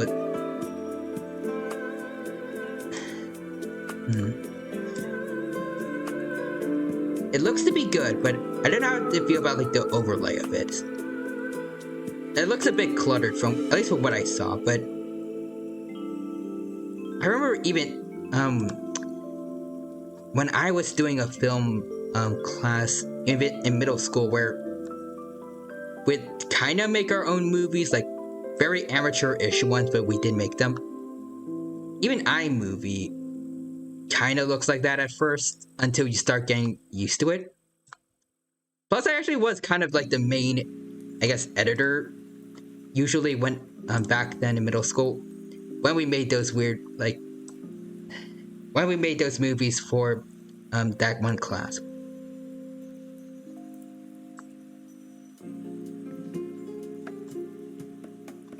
So maybe I can pick it up pretty easily and finally get around to making some clips for my streams like I wanted to do for a while. I mean, if you keep your VODs from your streams, that gives you 2 weeks to get some edited content. Well, thankfully, I do also have all my VODs usually stored onto my YouTube channel. So I do have that going for me. I have old streams to also get clips from. But I'm not sure if I want to make clips from those, depending on how cursed they might be.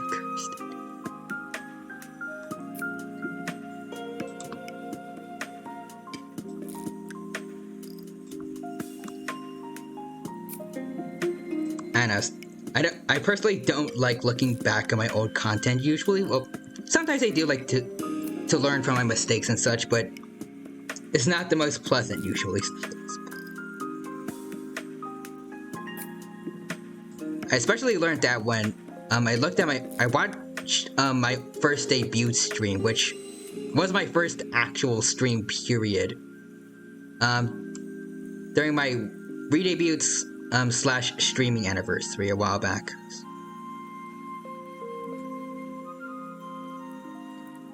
Cursed timer now? Tell him. I mean, well, actually, no, I don't know if it's okay for me to, like, link my YouTube channel, and Twitch. I don't know, like, if they'll think I'm, like, multi-platform streaming or anything like that. But if you go onto my Twitter and, go into the Cardo link, it should have access to my YouTube channel there, and you can watch some of my older cursed VODs there. Well, I can't say they're, like, actual cursed, but it's just, cringe, I guess.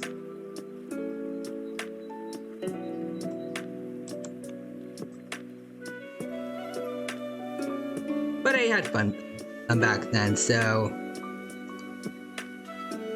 it's not all that bad.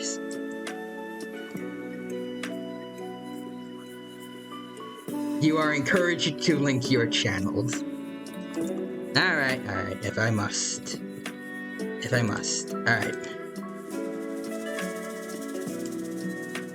Alright, I'll put it in here. There you go, there's my channel. You can go check it out if you wish to. And also, I don't know if I do make clips, if I'll even use this channel, or if I'll make a separate one and just keep this one solely for the VODs. I see most VTubers do something like that, where there's a VOD channel and then they're like their main channel for clips. And I feel like I might do that. Or maybe I won't. We'll have to see. But the only thing they get angry about is if you stream on YouTube when you are a Twitch partner or uploading a stream within 24 hours of the stream. Ah, okay then. I'll keep that in mind. I think that also applies to Twitch affiliates, right? Because that is one of the things I've been considering. Actually, I don't even stream platform thing. I don't stream on multiple platforms anyways, so I don't know if I have to worry about that, but I think that is something Twitch affiliates aren't allowed to do.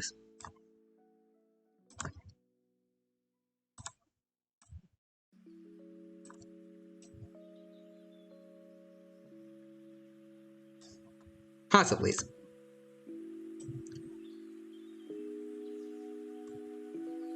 I mean, they don't allow Twitch partners to do it, so I imagine Twitch affiliates also aren't. Let's see. The 24-hour stream thing, yes. The multi-streaming, I don't think that's a problem. Alright.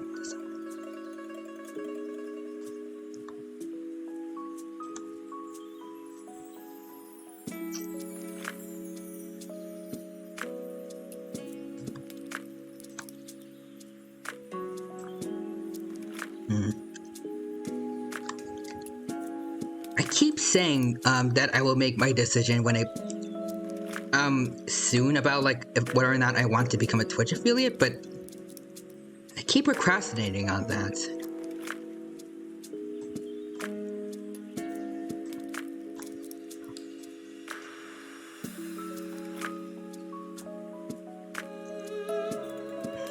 I don't know. Like, I heard there's some downsides to becoming a Twitch affiliate, but at the same time, it's like you're allowed to use emotes then, and I think you'd get access to other commands. Like, I think you can do polls and stuff like that. Those sound fun. Let's see, so let's see, affiliates can use both, but not some partners.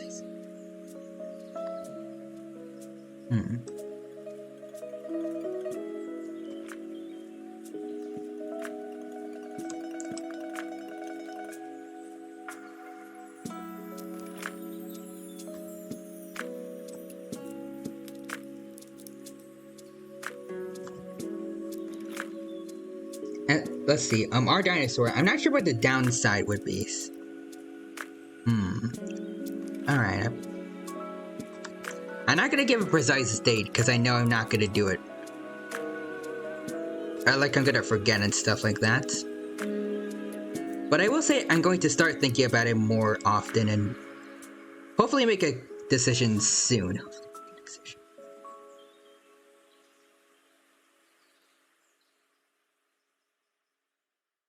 I say, as far as I know, there are no downsides, but what downsides have you heard?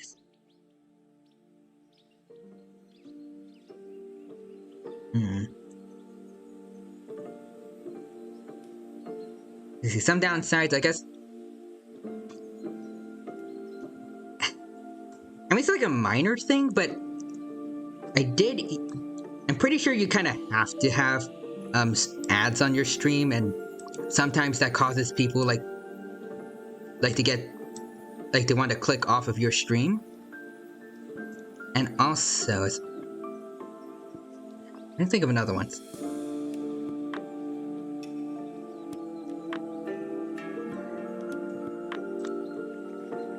It is also possible to lose your Twitch affiliate status. I don't know if you can get it back.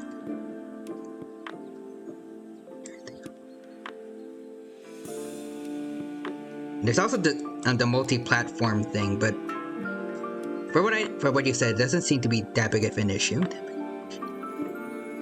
Plus, I don't really stream on multiple platforms anyways, just on Twitch, so I don't have to worry about that. Oh, you can turn off ads. Alright.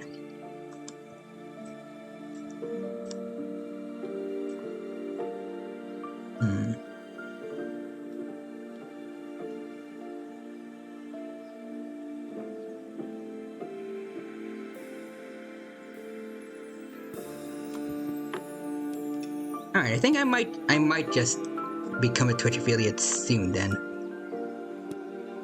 I want to do a bit more research and then I'll see.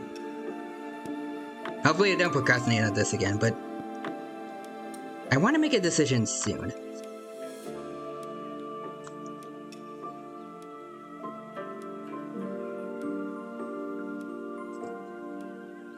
I guess I have promised that I wanted to upgrade my my stream setup, and I guess getting money from becoming a Twitch affiliate could help with that.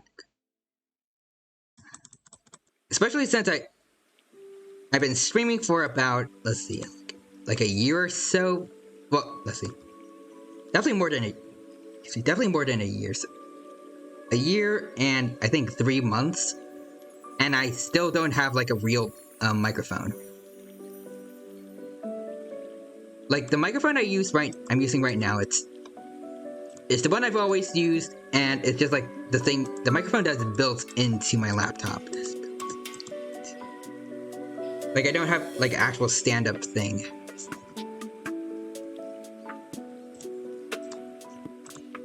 I want to have something like that in the future. So.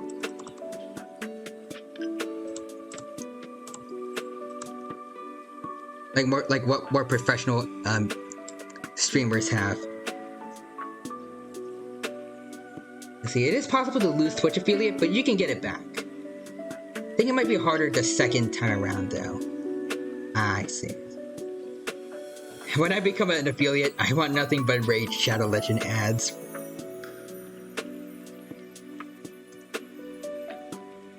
That's both incredibly chaotic, but also sounds super fun, Brow Brown. And I hope that you get to become a Twitch affiliate soon.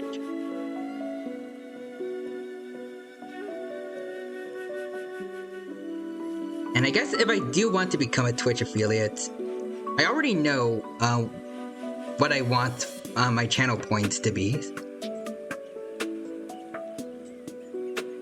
So then again, it would be... There are other Dino VTubers that have done this idea before. So. See, in the meantime, if you... Hold on. If you want to set up a Ko-fi, there's no threat of losing that, but people can support you in getting.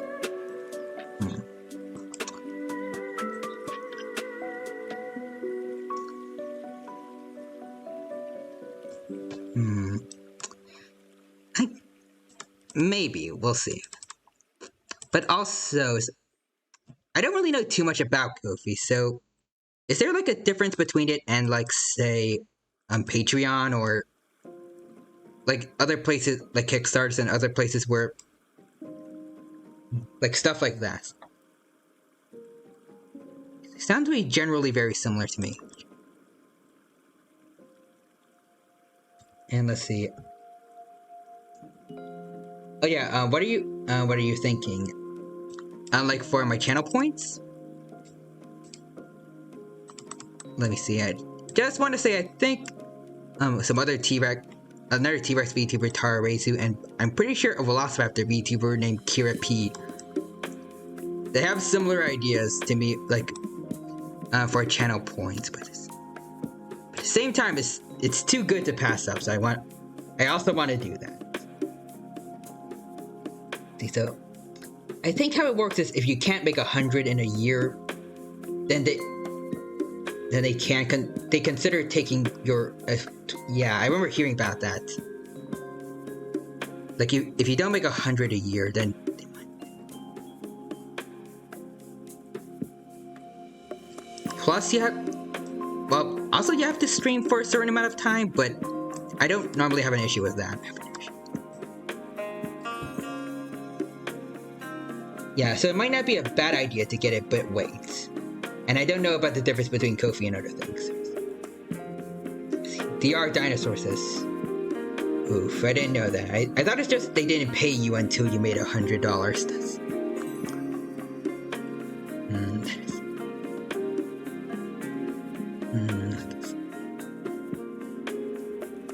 Yeah, I guess I'll wait and see.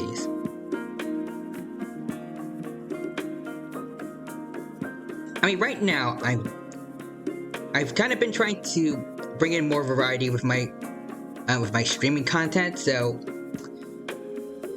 I guess I'll just see how things are going with this, and if I feel maybe it might pan out alright, then I guess I'll give becoming a Twitch affiliate a shot. We'll see. I'm not sure if the $100 is true, but I think that is how I read it. DR might be right as well. I mean, I would hope that it's DR's version, but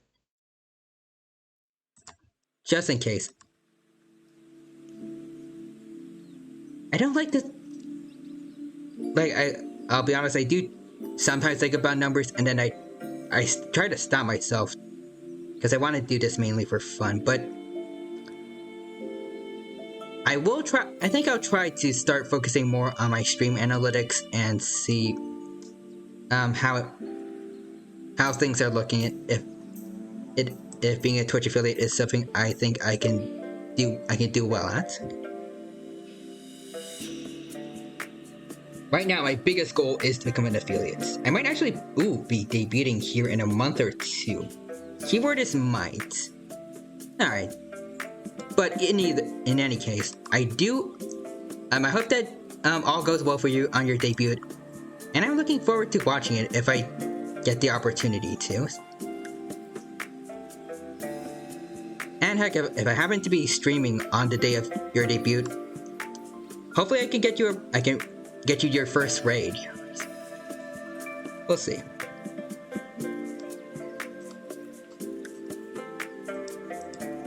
But speaking of raids, it is almost 9 o'clock, and I don't want to... You guys are right, I probably shouldn't, overwork, so... I think I'm going to stop here and then save the rest of the T-Rex Pock Face emotes for next time, and continue with them later so I can give them the most time I possibly can and put my best effort into it. So for right now, let's see. There's Red Claw Draws there, and he's doing his re-debut, like I said earlier. Hold on, let's see. You will be seeing Kira P and Tara doing some sweet payback trolling to me. Ooh, I'm looking forward to seeing that. And let's see, I know a sub is only $5, but a streamer only gets $2.50, so it would take 4 subscribers. Let's see. 4 subscribers. Over the course of 10 months to get 100. Good idea. Alright, I'm going to head out as well, and have a good evening time right now. Alright, you too. And also, just want to also show off the Red Claw Draws emote here.